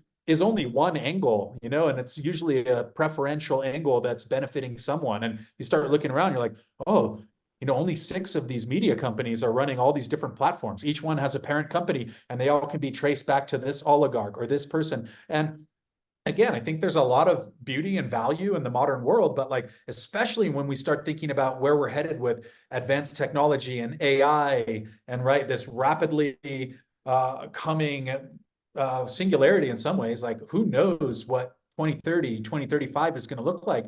But for many people, psychedelics were this last bastion of, I'm free inside of myself, right? Like, I can have whatever's going on out there, but then here in this, I can be who I want to be. You know, it's almost like you're an avatar in the virtual reality. And all of a sudden you realize that the world you're in, the culture you're a part of, it's quite malleable. And you don't have to accept everything that's been told to you and taught to you and programmed into you as universal fact. It's certainly not universal fact. Like, you know, my way of learning how to behave growing up in California is going to be very, very different than somebody who grew up in El Salvador in the mountains. And, you know, you could extend that metaphor. So I think that that's the real danger that unregulated psychedelic sort of awakening presents, is you have a lot of people questioning what's going on, questioning leadership, when if you were somebody, you know, trying to affect a very classist world, the last thing you want is the minions asking too many questions and saying, well, I'm not going to work today, or I'm not going to, you know, do this. And Paulo Freire is a very well-known educator and liberator from Brazil. And one of the anecdotes I've heard about him is he would ask these peasant farmers in Brazil who were illiterate, who only worked on the plantations for the boss. He'd say, let me ask you a question. How come the boss has a tractor and you don't have a tractor? How come the boss owns all this machinery and you're just working? How come the boss over there is eating filet mignon and you get the scraps? And the peasant workers oftentimes said, well, that's just how it is. That's just the way it is. The last thing you want is an educated peasant who learns how to read, who learns how to communicate, who starts having a sense of self-worth. And I would argue that a profound psychedelic experience for a lot of people, it taps them into that, where they're like, hey, I am worthy, I am valuable. Like, you know, I don't need to just accept the fact that I was born to punch the clock and work in the steel mill. And again, maybe these are oversimplified analogies, but like, that's sort of where I see, you know, what I've even heard Jonathan Ott, who's a, you know, very inspiring and kind of offbeat psychonaut and advocate that's been active for many years. He was front and center with a lot of these very well-known and established figureheads who are now leading this psychedelic renaissance, the Rick Doblins, the Amanda Fieldings, Paul Stamets, et cetera. And he dipped, he left. And I've talked to him personally, where he said he was having conversations in 1990 or before with Rick Doblin and Amanda Fielding, telling them that this is exactly the direction that the psychedelic renaissance is headed if we do it in collaboration and cooperation with the government and the powers that be. It's going to get to a point where certain gatekeepers may hold the keys to the fabric of reality itself, to the inside of a person's head, and he wanted no part of it. So again, these are just kind of unfiltered observations I've made. And you know, I'm willing to play ball and be diplomatic. So if anybody's listening to this who's, you know, concerned about my lack of respect for authority, please do get in touch and let's have dinner. Love it, love it.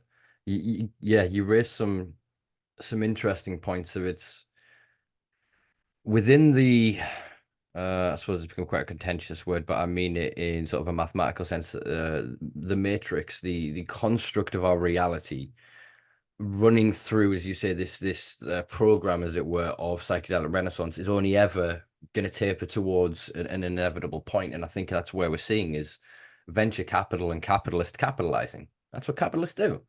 Motherfuckers see trends, they see the rest of it, and like you say, with AI and all of that, like you got like BlackRock's Aladdin machine that controls like 22 trillion or whatever the fuck it is, and all these other different things that there's becoming a point where I think I get quite worried. So the CIA in the 60s and 70s, while they were cracking down and, destroying people, their lives like Timothy Leary and Ram Dass and that, and like fucking chastising all of these former intellectuals, ruining their lives, their reputations, and driving them out. They were doing all these experiments based off the things these fuckers were literally saying. And I just worry about what are they up to now? Do you know what I mean? And add that to AI and human predictive behaviors and all of these fucking the augmented reality, and fucking Apple's launched their fucking zombie machine glasses. And I just like the more I see of the modern world, the more I want to eat a lot of mushrooms and go sit around the fire in the woods. Like I'm Totally. driven to escape, but then the fucking drugs, the bastards, make me go, let's go help the world. And Yeah. you step back into the fucking fire. It's like I'd be better if I was ignorant because I'd still be doing the same thing, but I wouldn't be aware of it. But then I go, oh, I'm free. I have cognitive liberty, and I'm like, oh, I'm damned to it because I've got a conscience. I've got a spirit. I've got a drive that goes, oh, but I know some stuff and I know some people and I can do this and I should do that. Do you know what I mean? And that's what I was sort of alluding to before, is that I can't understand how these drugs are proliferating more. Yet, as you say, there's not more of the beautiful manifestations of the world. There's not more expressions of it. I can understand, actually, I'm probably answering my own question here, like social media censorship, which is the subject I want to talk to you about. But I suppose, like you said, that the controlled narrative, that it's weird that in the UK we have a thing called skunk psychosis. Oh It's yeah. a I'm buzz a familiar. buzz term that was created by GW Pharmaceuticals and popularized by several right-wing media outlets. I do have some interesting allegations as to whom the pseudonym belongs to. I'm not going to put that gun to my head. And yeah, so they created this whole narrative of skunk street weed, above 14% THC, under 2% CBD. It is addictive. It'll make you rob your gran and you'll go off and commit mass murder and all this shit. And this narrative now under the prescriptions has vanished. If you've got the piece of paper, it's skunk psychosis doesn't exist. People are getting 30% THC, 0.2% fucking CBD. That's like double skunk. That's skunk. That's like, oh, but that's medicine. But how are they not having psychotic reactions? How is none of that psychosis? Anything that goes bad with that? Because the paper protects them.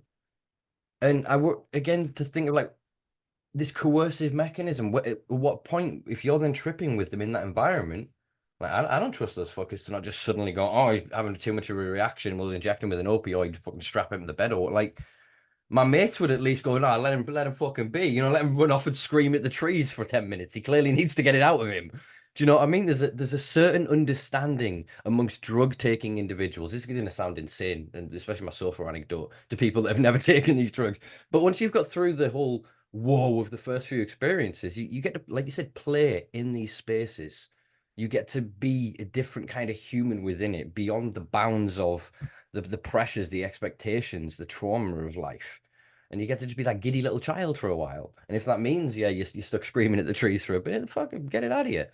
Do you know what I mean? You feel hell of a lot better for it.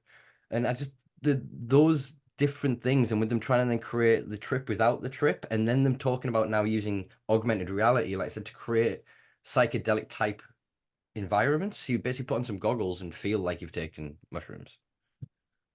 Like, why can't we just be in the woods? There's going to be some unbelievable technology rolled out in our lifetime. I've heard Christian Angermeyer, who runs the Thai Life Sciences company, and Apparon Investments, which is like a $2.5 billion fund. I've heard him in person immediately in front of me describing to a woman next to me this Neuralink technology they're developing. That might be proprietary, but it's the same idea of like a Neuralink in your brain where you can program entire lifetimes in the same way as in a dream, how like maybe you say, or in the K-hole. Like I lived a whole lifetime. All this stuff happened when I was there, but you can program them at will. And you could program back-to-back lifetimes where the first lifetime you're a pharaoh and then the next lifetime you're a slave. And when you come out of this entire lifetime, it may have only been a couple of minutes or no time at all in reality. So the fact that people who are connected with the organization like BlackRock and who have billions of dollars are openly pursuing this technology and describing it as if it's not a if, it's a when this stuff debuts, really starts to make me think about my plan B.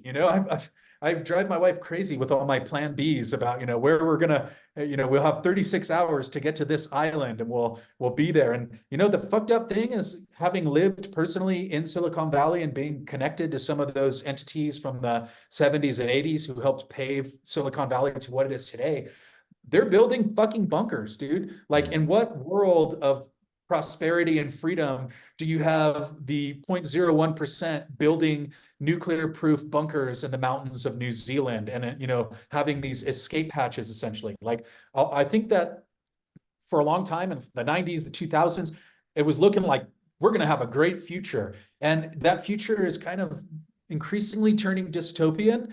Now I don't want to completely resign myself to this, oh, woe is me, the future is so scary, but I think that this is one of the last ditch efforts, is this collective movement towards your cognitive liberty, the freedom of the individual, my freedom to alter my brain chemistry, how I see fit, where I see fit, when I see fit.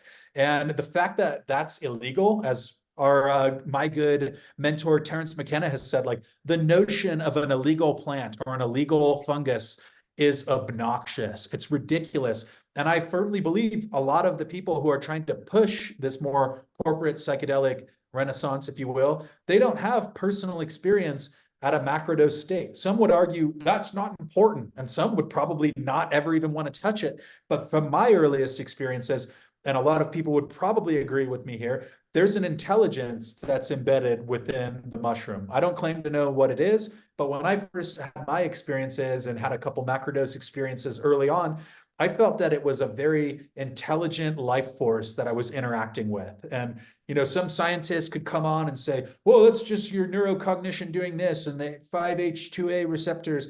Yeah, maybe, but also, like, we should give people the opportunity to decide for themselves. So I think that we are seeing sort of a last ditch effort from these powerful, pretty nefarious interests who profit off of war, who profit off of disease, who profit off of scarcity, trying to get people, with their blinders on, all afraid of each other, all afraid of the world, so that we have to buy into their narrative, because that's the one that's going to keep us safe from climate change, safe from, these different pandemics that are safe from terrorism. Like, if you look at the US Department of State website, which I sometimes do out of sheer triviality when I'm traveling, almost every country is dangerous. Mexico, level 4 danger, do not travel. Thailand, super dangerous, you don't want to go there.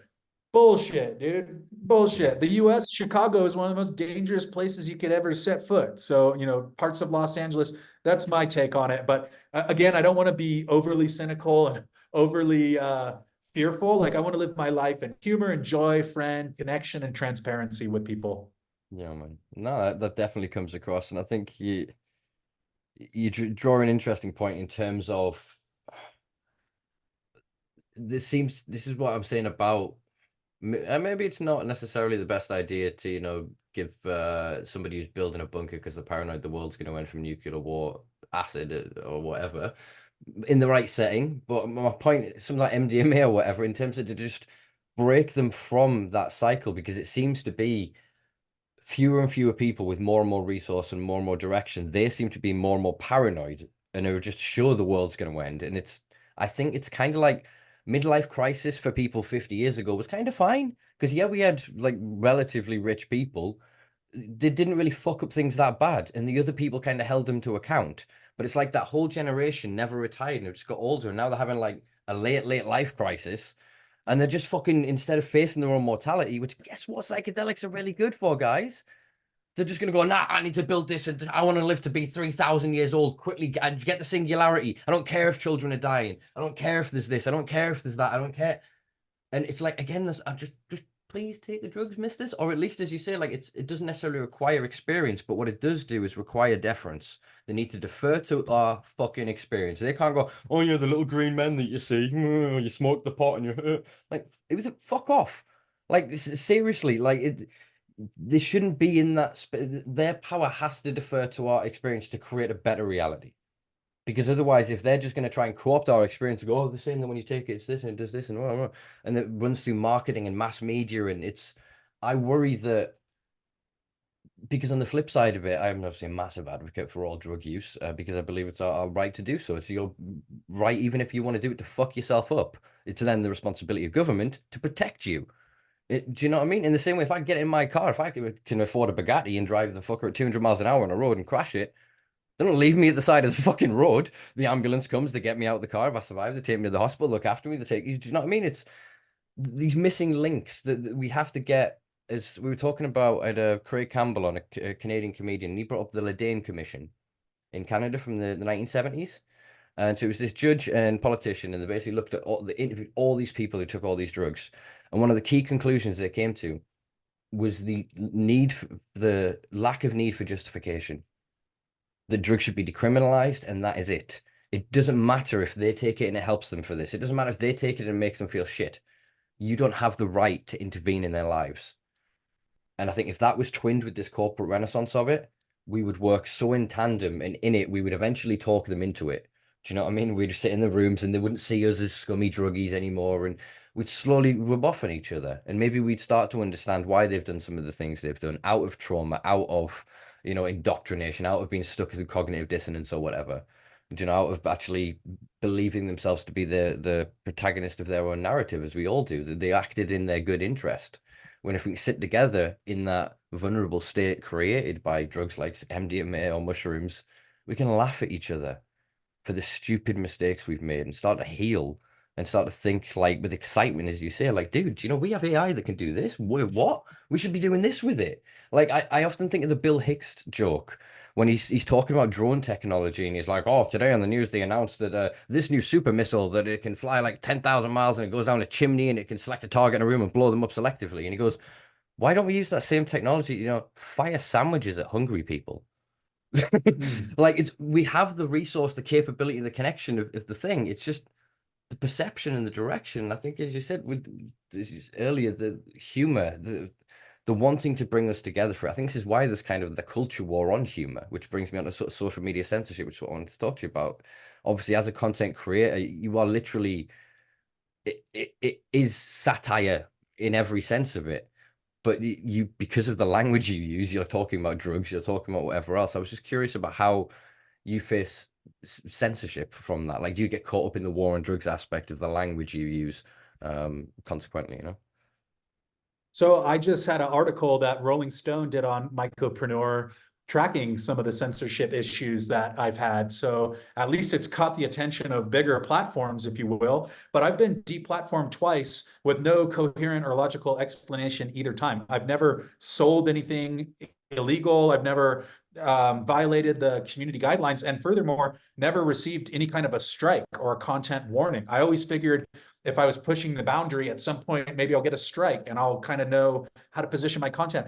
I was building a following for 3 years, and it was very accidental. I never intended to become a quote influencer, but it happened. Like, I started making this satire, it started getting shared, it went viral in every sense of the word. And then next thing you know, a year later or so, I had 25,000 followers, and I had a lot of journalists and platforms and, pretty interesting individuals and thought leaders, if you will, and entrepreneurs following.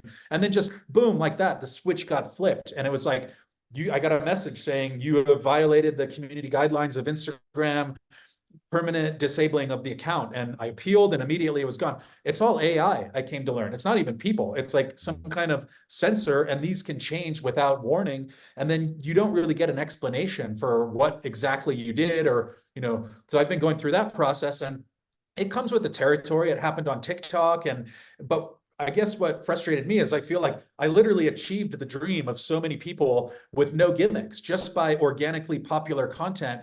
And I got to the point where I was, and still am, getting paid pretty well to do product promo or whatever it is, right? Or to to do a skit for a company, and then it just got the rug pulled out from me for no clear, coherent, logical reasoning. So then you're back to square one. You're like, all right, well, I mean, this was working before. I know the formula. I have a hard drive full of content or multiple hard drives, and it's on the cloud, so I can just, kind of reinvent the wheel here, or sorry, just keep the wheel spinning.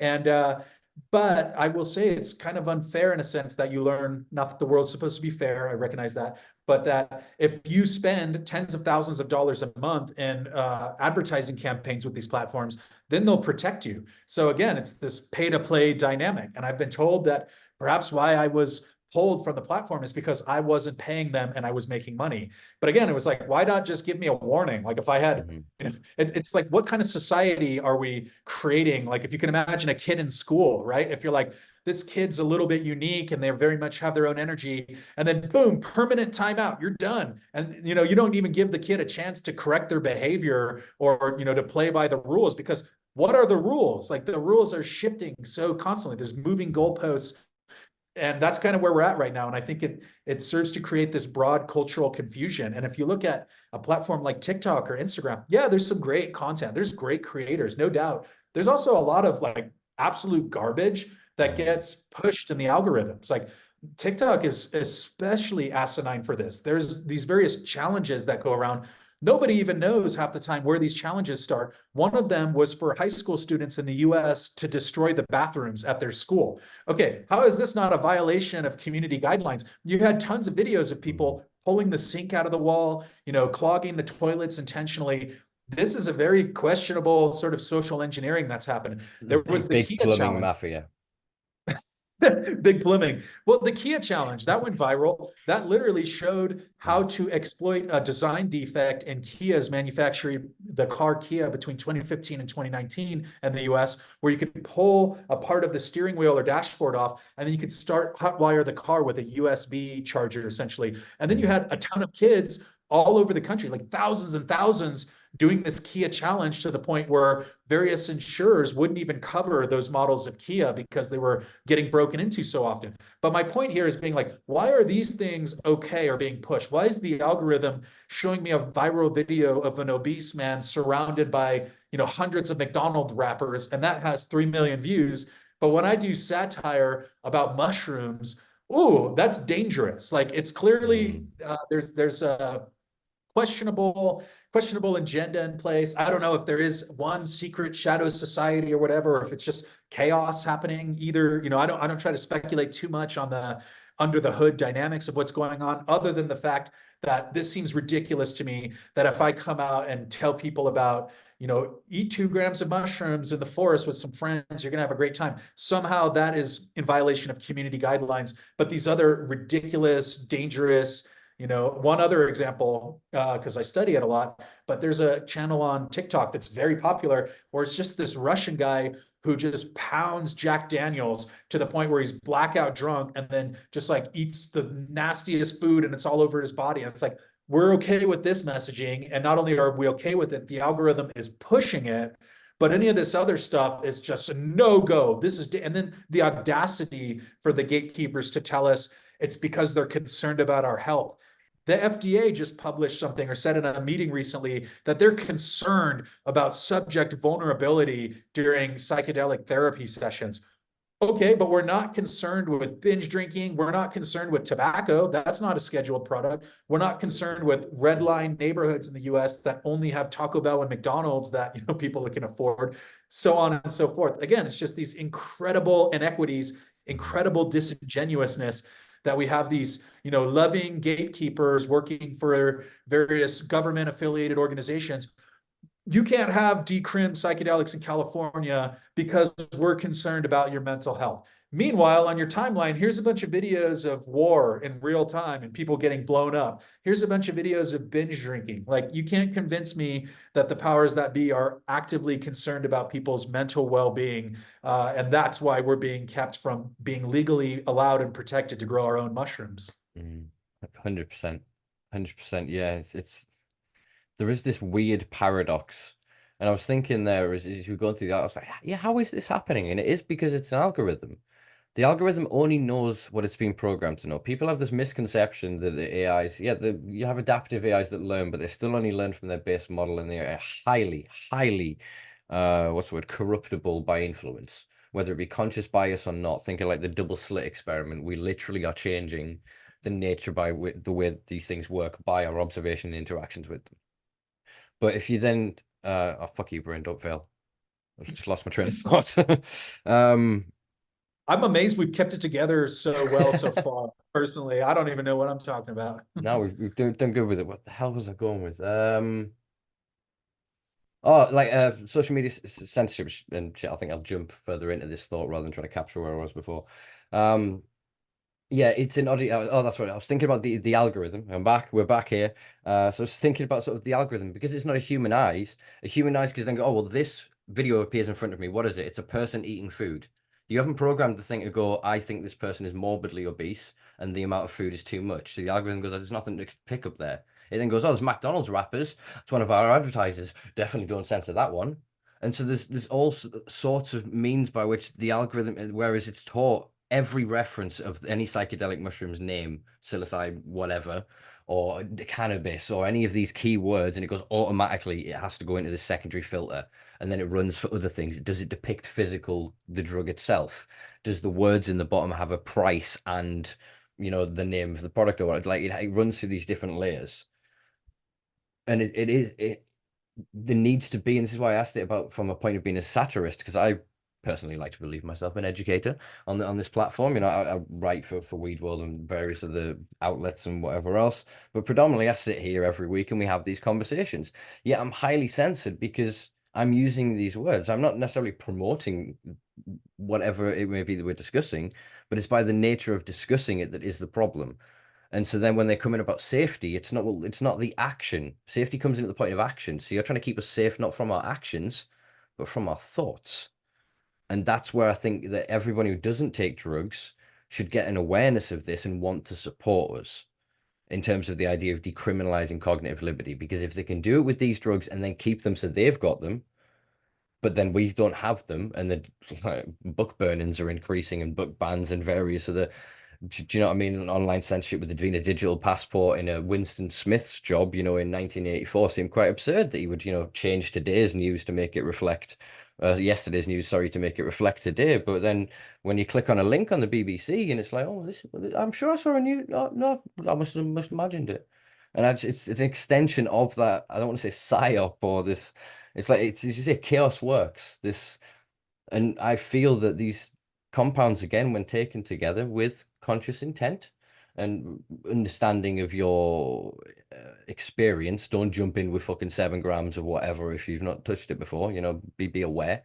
But those bonding experiences, I think it's almost like witchcraft in a way. It's like manifesting energy back into the world that can't be mined, it can't be captured, it can only be worn down. So you have this like I was on the BBC many years ago when I came out about microdosing LSD, and I was invited on the Victoria Derbyshire show, and went in the studio, had all the fucking things. They came up here and I microdosed with one of their reporters. Fucking hilarious, 4 hours, fucking hilarious. Because she came with the cameraman, the guy with the fucking rig in my tiny little kitchen, and I've got some acid on the side, and she's kind of I can't um I can't ask you to take the drugs, but from a directorial point of view, it would look very good if right now, do you know what I mean? Because they couldn't. There's so many points where she was so restrained by their guidelines, but they're in my home with me doing drugs, and so it was just this juxtaposition of an interaction, man. Um, yeah, fucking. That's awesome. I gotta find that clip. It's on a fucking BBC. I think if you Google on YouTube, BBC people who microdose LSD. The one thing I will say is the thing that has annoyed me ever since is they cut up because I stammered on microgram and fucking milligram, and they took fucking milligram rather than microgram, and put that on the voiceover when I'm touching the acid. So they basically got me saying I'm taking like fucking 100,000, 10,000 dose rather than a fucking quarter of a dose, you know what I mean? So that's annoyed me. But other than that, it's quite an interesting sort of interaction. And then in studio was she's become a bit more well respected, I think, for all BBC journalists can be these days, Victoria Derbyshire, because she is sort of speaking on class issues and various other things. But we were sat in studio and she basically was like, "Well, you're not worried about this sort of behavior, increasing the likelihood of others taking drugs?" And then she started talking about human trafficking and all this other thing. And I was literally like, you'll find that all of those are a consequence of prohibition, not of the drugs. Acid isn't sat somewhere fucking channeling people across the fucking border. Cannabis isn't fucking sneaking into bedrooms and fucking corrupting people.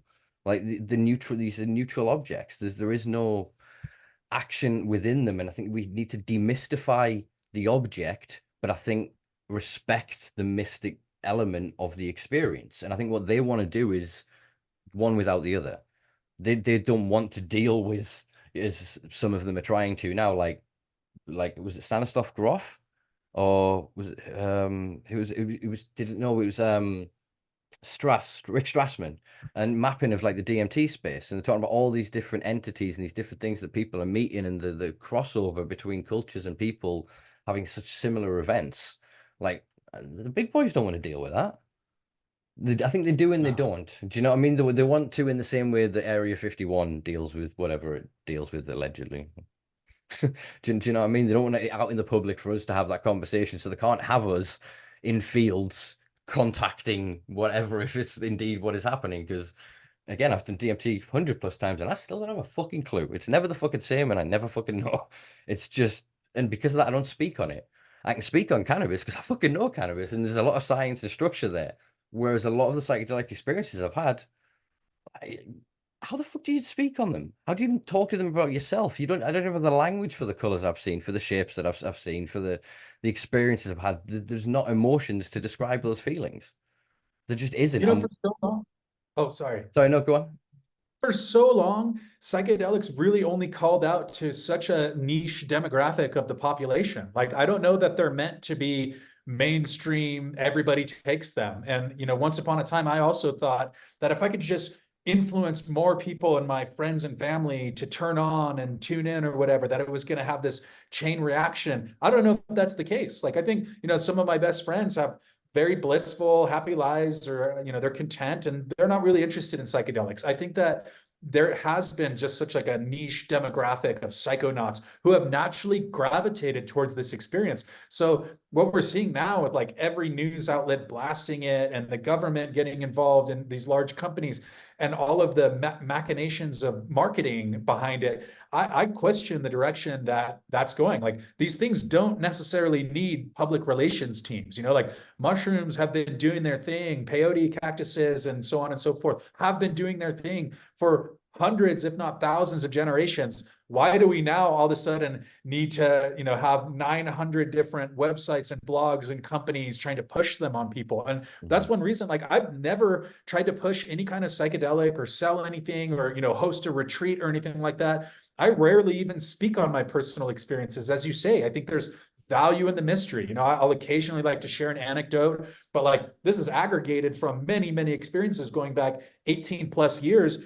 And for a long time, it was just kind of like my personality, and I had to put it on pause or, keep it in the closet when I was teaching high school, or I worked as a youth pastor for a year and things like this. Like, nobody cared, I didn't need to come out talking about how psychedelics put me in touch with this whole other thing. Of course, I often did with my own circles and my people, but I learned over a few years, like, you sound like a raving lunatic if you try to come into the, classroom or the Bible study or whatever and start talking about how, well, I saw these morphing hieroglyphics, and actually subatomic reality is made out of language. And here's my basis of experience and my lens to corroborate that. Like, you sound like a fucking raving lunatic. So, there's value in, like, yeah, share your experience for sure. But also, I think there's a lot of value in recognizing that some of these concepts are maybe beyond our comprehension. Like, literally, no matter how much research, no matter how many clinical trials have been done, we don't really know jack shit about the psychedelic experience. I'm not discrediting the value of trying to learn something more about it empirically, but like, one of the interviews that came out with the Berkeley Center for the Science of Psychedelics, essentially their director said, well, we just don't know. We don't understand. It's like, I could have told you that before you guys spent $15 million researching these things. Like, do we have to reduce this grand, beautiful mystery into this little capsule that is taken 6 times a day by this population through this insurance payer? Like, I know that's the direction we're headed, but I think it's unfortunate that, a lot of the people driving this train, arguably, and in my own experience, I've seen this, don't really even have any frame of reference for what it is. All they know is what the data is showing, but they don't have the other side of that. Like, how many of these researchers and scientists, if you give them 20 grams of dried cubensis mushrooms in a dark room by themselves, are going to carry the same model of reality and the same line of reasoning after the fact? And I know that not very many people are in those positions are actively doing anything like that. So not to say that they should be doing that, but it's hard for me to take these people's craft and their work seriously when I know that one experience very likely would wipe away a huge amount of the hubris and pretentiousness that they carry into the investigation of these different molecules. That's my Exactly. story. I'm sticking to it. 100%. It's like, I'm not a religious man at all. But what I was going to say there, stop trying to pin down God. Stop believing you as an ant can stop me as a fucking man. Do you know what I mean? You can observe it at flashes and glimpses, and you can maybe that isn't what it is. That's what you've experienced. Exactly. It's the humility of the language. That's the one thing that these drugs have taught me more than fucking anything. It's like 90% of the time I forget to put I as subject when I'm writing, like texting somebody or whatever. And like the context of it falls apart because I don't like, I'm not saying like, oh, my ego's so low, I don't even say I. That's not what I meant. I just in the sense of remember to communicate in that fucking structured formal that way because of the dissolution of self and other and self to reality. I am who I am today. That's as much as I can tell you right now, Dennis, because I've been awake all day. I don't know who I was yesterday. I can tell you my brain tells me I did yesterday. I've got a good diary that'll tell me, and other people have got anecdotes and whatever, but I don't know for sure. In the like the Buddhist tradition of Galapagos, the billions of particles that form in you every second and break apart again, and in the tradition of living and dying day to day, that is what I've learned, and I can't unlearn that. I could go sober for a fucking 3 months of everything, and I'll still be that. That is my new default from what I fucking done to myself, for the good or for the worst, who knows. But I enjoy the ride and the experience. You know what I mean? I'm very much, this is fucking lovely. I'm awake every day. I get whatever I get. And fuck it. Today's a shit day. Excellent. Did you know what I mean? And so if we could get them to have 1/10 of that, that they would then change the direction of it. But then I'm reassured by the nature of this, the quantum nature of it, that they're going to build this for us and put us into it. But then it changes because we'll have changed. So do you know what I mean? The society will then change naturally because of us, and then the more they try and constrict the society, the more we'll rebel. All they're going to do is cause like another summer of love. They're just the harder they try and control it, the more it's going to push out at the seams. It cannot go back in the box now. There are too many evangelical individuals, whether it be those neo shamans running around going, well, actually, no, I know what it is now. Yes, actually, the Matrix was pretty close. It's numbers, it's this, it's that. I've got the code. Actually, if you type in this is it. Like those kind of people, or even the secret and that kind of thing, and all. It's tapping into a vulnerability, like a bug in the human software that I think that these psychedelics are not a panacea for, but they're a useful vitamin to help like stave off a propensity where the body's weaker, the immune system's weaker to that kind of, I don't want to say virus, but infection. There's an allegory I really appreciate about the Mexican fisherman. I was born on the border. It shaped a lot of who I am between California and Mexico. And in the allegory of the Mexican fisherman, you have a very relaxed little hamlet where they fish all day. That's what they do. They work in the morning, they fish, they feed their family, they sell the fish. And then one of the fishermen gets wind of this idea that you can go to the States and you can work in a restaurant or in the field or whatever, and you can work your ass off for many years, and then eventually you can retire and you can fish all day, right? And I think that's where the whole psychedelic narrative, where it's dangerous for a lot of people to have a psychedelic experience, because we start questioning, like, why am I fraying my mental health and jeopardizing my physical and my mental health, buying into the established culture I was born into. Like, yeah, okay, I can value having nice things and so on and so forth. But at the end of the day, like laying in a hammock, having a nice dog that you're friends with your dog, having a couple of friends, barbecuing doesn't cost a whole lot of money, for that kind of thing. What does cost a whole lot of money is if you're trying to get on the hamster wheel and you want the new Apple Vision Plus, and well, I got to have the Nintendo Switch too, and then I got to get my iPhone. And like, I think psychedelics cause people, myself certainly, to question all that. I'd be like, I don't know if I need all that. Like maybe I'd rather just work, instead of being a millionaire with a Ferrari and a mansion, maybe I just want to make, $1,500 a month, and I'm gonna, live in a super small place and really, really enjoy my life and take it super easy, like the dude in the Big Lebowski. Mm. That's tremendously threatening to a system that wants people to, it wants to tax your labor, and it wants you to do more and overachieve, and you need to be at the top of your class and this and that and the other. And like, somebody really wants to do that, great, but I would argue I went the opposite route, and Mycopreneur has been quite successful. So that's the other thing I want to say is like, this idea that like you take psychedelics and you don't want to be a cog in the machine, that's not the worst thing. Like, imagine if Steve Jobs or Bill Gates or these people, didn't have those experiences and they just went to work at a Arby's or something. Not to say there's anything morally wrong with someone who wants to do that, but I would argue a lot of people who are in those positions, of subservience, or, working for $12 an hour and their rent is somehow $1,200 a month, they can barely make ends meet. They don't want to be in that position. So if you start asking too many questions, you start exploring other routes, like that's kind of threatening to that particular system and to the people who benefit from it. But my take is like, yeah, but how many more people are going to get in touch with their own passions, their own genius, their own sense of embodiment? And how much net benefit will that bring to society? Like, a lot of the problems we have right now are coming from people who are in a place of desperation. I don't think anybody wants to go and rob an Apple store or wants to go and sell contaminated drugs to someone. Like, those problems come, as you said, in large part because of the classist systems and the prohibitionist systems we have.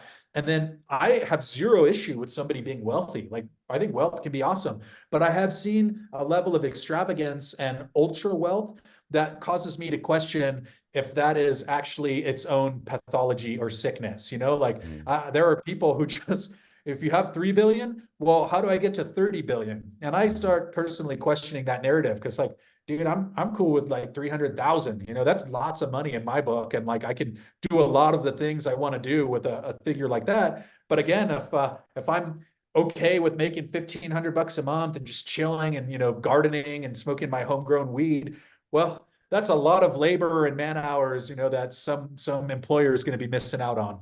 Mm-hmm. Yeah, and it's about what we value. And I think that is the thing that scares them most, is it demystifies money. Like you said, you realize that, wait, if my house is 25 bedrooms and 46 bathrooms, that there are some as absurd as that, and maybe not quite those numbers, or it's a trailer park. As you said, you've got maybe a hammock and your dog outside, and it's not to diss people in either side of this for this point of phrase. But you have a certain realization that you can only occupy one room at a time. And that is a profound fucking thing. You realize that, like, I go out into the woods typically on the equinoxes and the solstices and do like a 3-4 days. I'll take a few drugs, and what I do is I'll go to a woods area with a giant tarp, some bungee cords, and a few bits of a kit, and I'll build a shelter, and I'll sleep out in the dirt in my fucking sleeping bag, build a fire pit, and stay out into the woods. And you get this thing of going, I can carry what I need.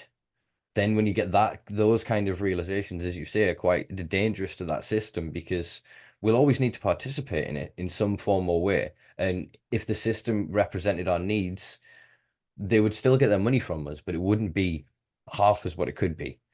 Do you know what I mean? And that's, I think, part of what you're saying is terrifying, in that it's that sickness, it's that wetico that I was describing before. The billionaire that wakes up and goes, oh, it's not from around, it's just around, and it's stressing. It's like, dude, billion.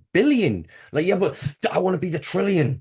And then they're going to hit the trillionaire. And I don't even know what's after fucking that. It'll be the next thing. And it's just, as you say, it's a battle. They need that moment of realization that I can't spend this. There's only so much I can spend, in the same way you can only be in one room at a time. these small realizations of what it is to be human. As you say, I don't need every meal, I need the next meal. Do you know what I mean? I need to not be hungry now, like now or soon.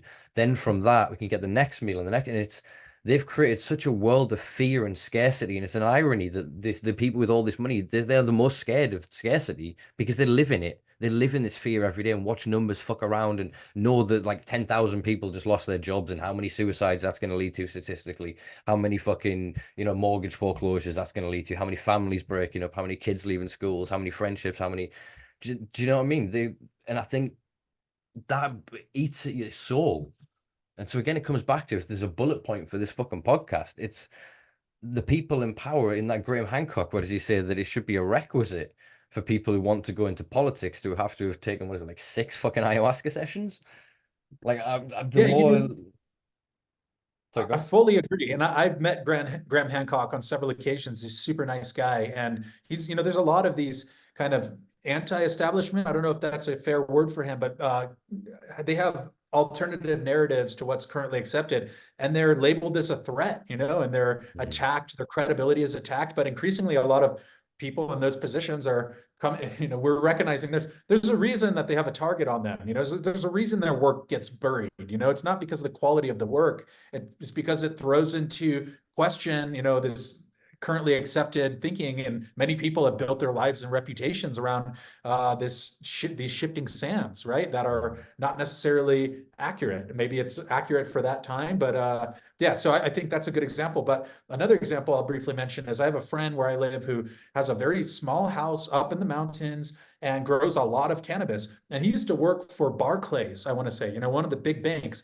And he said he was like on the track towards upper management, like in these meetings where they would have people in the meetings talking about how they're going to foreclose upon more properties or repossess the houses of single mothers, things like that. Just like he's like, it was evil. It wasn't even, it was evil when you have people with making plenty of money who are scheming on how they're going to get the distressed properties from these single mothers who can't make ends meet or whatever. And I think, unfortunately, that is how a lot of the companies, whether they want to admit it or not, think. That's how a lot of like profit and gross, like almost irresponsible, massive profits usually don't come from fair work and punching the clock. They come from, in many cases, some form of exploitation. And Mm. I would like to live in a world where we fetishize exploitation less, And so again, I think one of the values of satire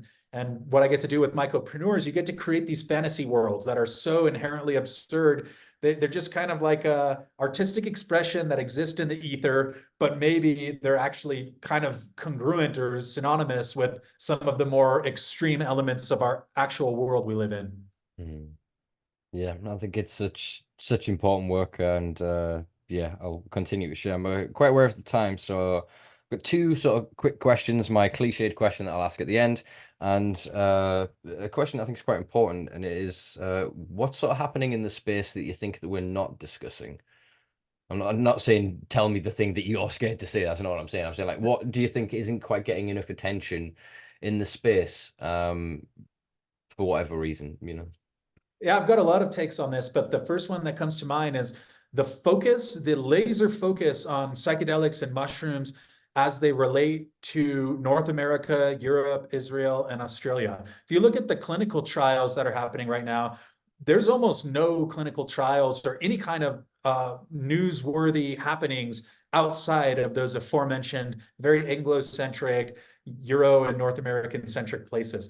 But I would like to say that people all over the planet use mushrooms and psychedelics. So that's something I've really tried to pick up the slack with Mycopreneur. Is like, there's so many incredible stories coming out of Africa, coming out of places you never would have guessed that receive zero attention. There are unbroken lineages of traditional mushroom use in African tribes that are gate kept because people saw what happened with Maria Sabina and with other places. Is like, when a culture gets colonized, the first thing that happens is the sacred traditions get attacked. Doesn't matter if that's Europe, if you're talking about like Druids and Celts and people in Europe, or in Norway or in the Americas. Like, you attack the sacred traditions and you try to co-opt them so that your way of relating to the mystery or your way of relating to the divine is the accepted way. So again, like there's stuff going on in India, there's stuff going on all across Asia, and that's almost completely unrecognized and undiscussed in the current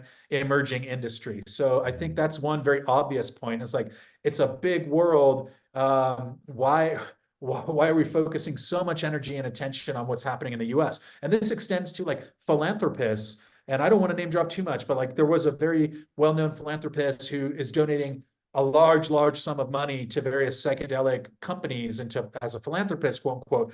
He went to South America for his initial psychedelic experiences, and not a dollar that's been publicly disclosed is going to those people. It's all going, it's like, I had this amazing psychedelic experience with this indigenous group down in South America. I'm going to fund research in New York City. It's like, does anybody else not recognize the disconnect there, the fundamental disconnect? And I think there's a lot of that type of thinking right there. There's a lot of like philanthropy that in reality is just investment. It's just like, how can I capture this market? How can I exploit this loophole? So I don't want to speak to everyone who has those motivations or intentions, but it certainly seems to be happening. So yeah, pay attention to the whole world. Literally, like for my newsletter, which I'll plug in a moment and things like that, I'll just Google like Africa mushroom news 2024 or, Bhutan mushroom story. Crazy amounts of stuff pop up from, these little obscure regional sources that never get discussed or talked about in the developing psychedelic media ecosystem. So that's one really obvious point. And yeah, another one is having a sense of humor about it all. Because like at the end of the day, like we can't control everything. We can control how we react to things. Oftentimes you can control little bits and pieces, but like if you have your sense of humor and it's almost like an invisibility cloak, as I mentioned, or an invincible shield that can protect you so that when all the bullshit of the world does start to wear you down, having a sense of humor about it, that goes a really long way. So yeah, that's what I'm here to spread the gospel of humor. And, I definitely have my contrarian, skeptical and cynical and snarky viewpoints, which actually extend really well to humor, I'd argue. But at the end of the day, like having a good laugh about things and not taking ourselves so seriously, super beneficial practice that I would say that a lot of the yogis and meditation experts, throughout history have arrived at the same conclusion. And will also, Buddha is always depicted as the laughing Buddha, essentially. That's a very powerful tool, is to develop that sense of humor. 100%, 100%. Yeah, but very well, very succinctly put. Yeah, we'll do some plugs for various bits shortly. I think I'll ask you my final cliched question, which is, I suppose, what does the future hold for you? But I guess given your previous answer, who quite knows? This is a big year. I mean, last year really put me on the map in ways I never expected. I went from having a little niche podcast for a bunch of weirdo outcasts to getting to travel the world and speak at conferences and, publish in pretty high profile media. So like, I'm really trying to figure out how to keep that momentum going, which obviously getting deplatformed didn't help with that. But there's been a lot of invitations that have come down the line and people stepping in to, like yourself, offer me a platform and conversation. So I've got South by Southwest coming up. I'm really pumped for that. That's a, very high profile conference. And we have a awesome team who are going to be presenting on the underground psychedelic economy. And beyond that, I've got a couple more conferences of that caliber or similar caliber over the next few months after that. And then I'm going to be in England in September for All Things Fungi Festival, which I'm very much looking forward to be back in England. And I'll be at the Silk Road on a completely personal journey. So going to Uzbekistan, Kyrgyzstan, a few other places in the fall. There's a lot going on. That's just kind of the tip of the iceberg. But yeah, the real question is, am I going to continue to be welcome in these circles? Because I have been very graciously received by a lot of powerful interests. But there's a difference between when you're a novel humor kind of new thing and when you start to, continue to be a little bit recalcitrant and a little bit rebellious. So that's what I'm navigating right now. It's like, you can't keep all the people happy all the time. And we do live in an era where one, poorly received critique or whatever can close a lot of doors very quickly. So I'm not going to let that happen, though. I'm kind of a pirate at heart, and I'd rather burn the whole thing to the ground than give anybody else an inch. So that's where I'm at. Awesome. Love it. Love it. This has been fucking very entertaining, and I think I would very much like to invite you back on the back end of the year to hear all about your journeys and travels within the space. Yeah, I have had my suspicions confirmed, and I guess you're a kindred spirit in the way that you walk and operate within the space. And I think, as I said, the using humor in the way that you do. I'm slightly biased in the fact that I obviously find you hilarious. Um, um, it transcends the work of people like myself that I mean I've spent years just trying to tone down my anger, to not come across as that rah rah rah rah man, which is yeah, got me some doors but got many more slammed in my face. And yeah, I think it's it's going to create that space for that parlor. It is going to create that. So more power to you, brother. Where can people keep up with you? Where can people support you if they want to, etc. Yeah, check out mycopreneur.com, mycopreneur.com. I'm on Instagram at Mycopreneur Official. If you Google Mycopreneur, which hopefully will be attached to the show notes, anything related to that is my project. And I very much welcome collaboration and, what as often as possible, try to help people out where I can. So it's not a pay to play system. I do welcome sponsors, though. I have a few. But that being said, I've always taken a one for us, one for them mentality where, for example, I think Michael Caine said it where he was in a terrible Jaws remake and someone's like, why did you make that awful film? He's like, I actually never watched the film, but I like the house that it built. Right. So I think this idea of like you do collaborate where the opportunities are, but like I also love to uplift marginalized communities and underrepresented viewpoints. So please do get in touch, mycopreneur@gmail.com. Pretty easy to find. Or if you see me walking around, which is another vindicating factor, I've been recognized in about 8 different cities, at least in different countries, of people just stopping me saying, holy shit, I love this stuff you do. I love the satire. So as long as those folks are out there, I guess I don't care too much what the institutions think of me, right? I was doing this work and I was an oddball psychonaut many years before psychedelics were popularly represented in the mainstream. And I like to say I will be doing the same thing many years after the hype bubble bursts. You and me both, brother. You and me both. Excellent. Yeah, I'll include all links as discussed below. Oh, one more, sorry. I Yeah, dropped the newsletter. I'm really trying to build my newsletter. So if you could do one thing, if you're listening and any of it sticks with you, check out Mycopreneur newsletter. And I have it linked on all my socials, but I see a really robust opportunity to do a lot of this underground marketing through the newsletter channel. So it is very like establishment of me to come on here and plug my newsletter. But yeah, subscribe, bro. Share it with your friends, man. that's 100% what I'm creating the space for. It is to get raw and authentic conversations with people, insight into their lives, and to give, yeah, an opportunity to give an audience to like-minded individuals. Maybe a small audience. We're growing every week, folks. But yeah, I'd much rather us lot have this is our intimate round the fire. This is us lot passing the pipe.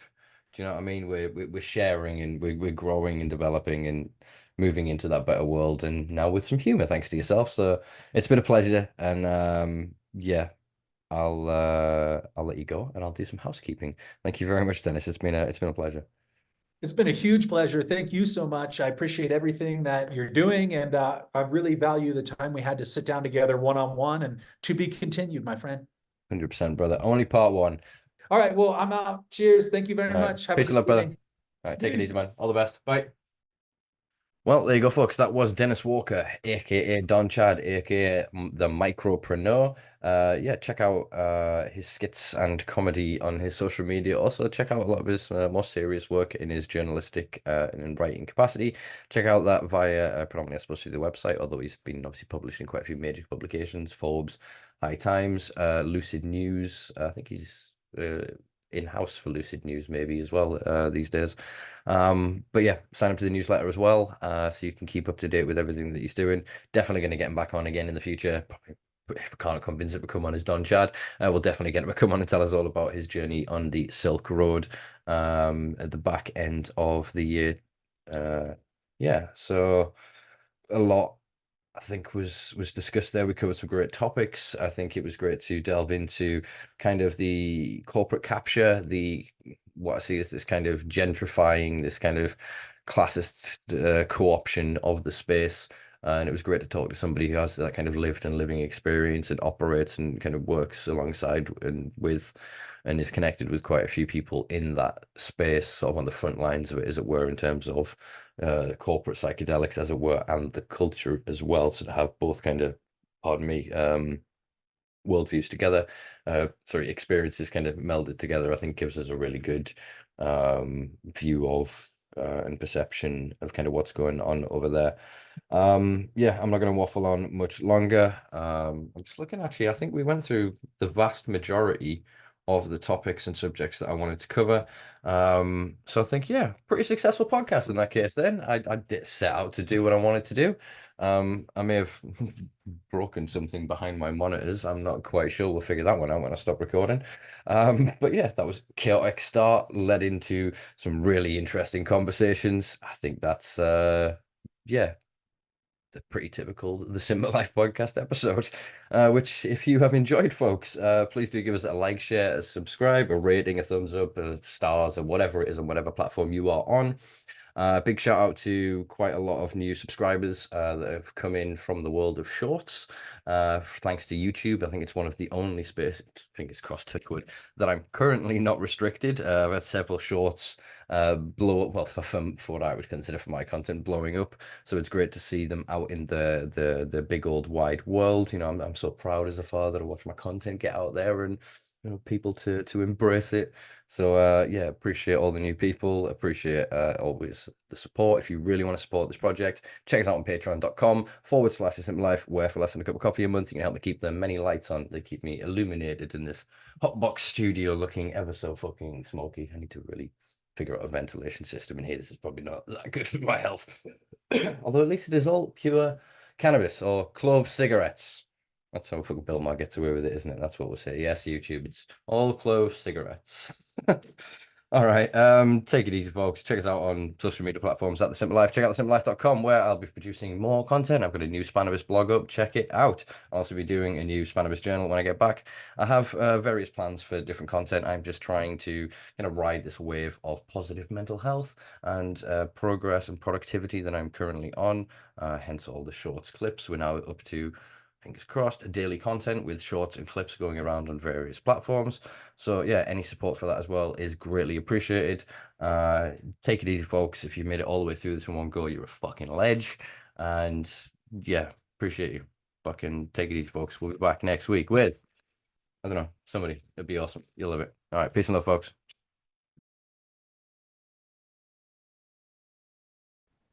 You happy with that? Are you gonna make me record another one? I think we're good. I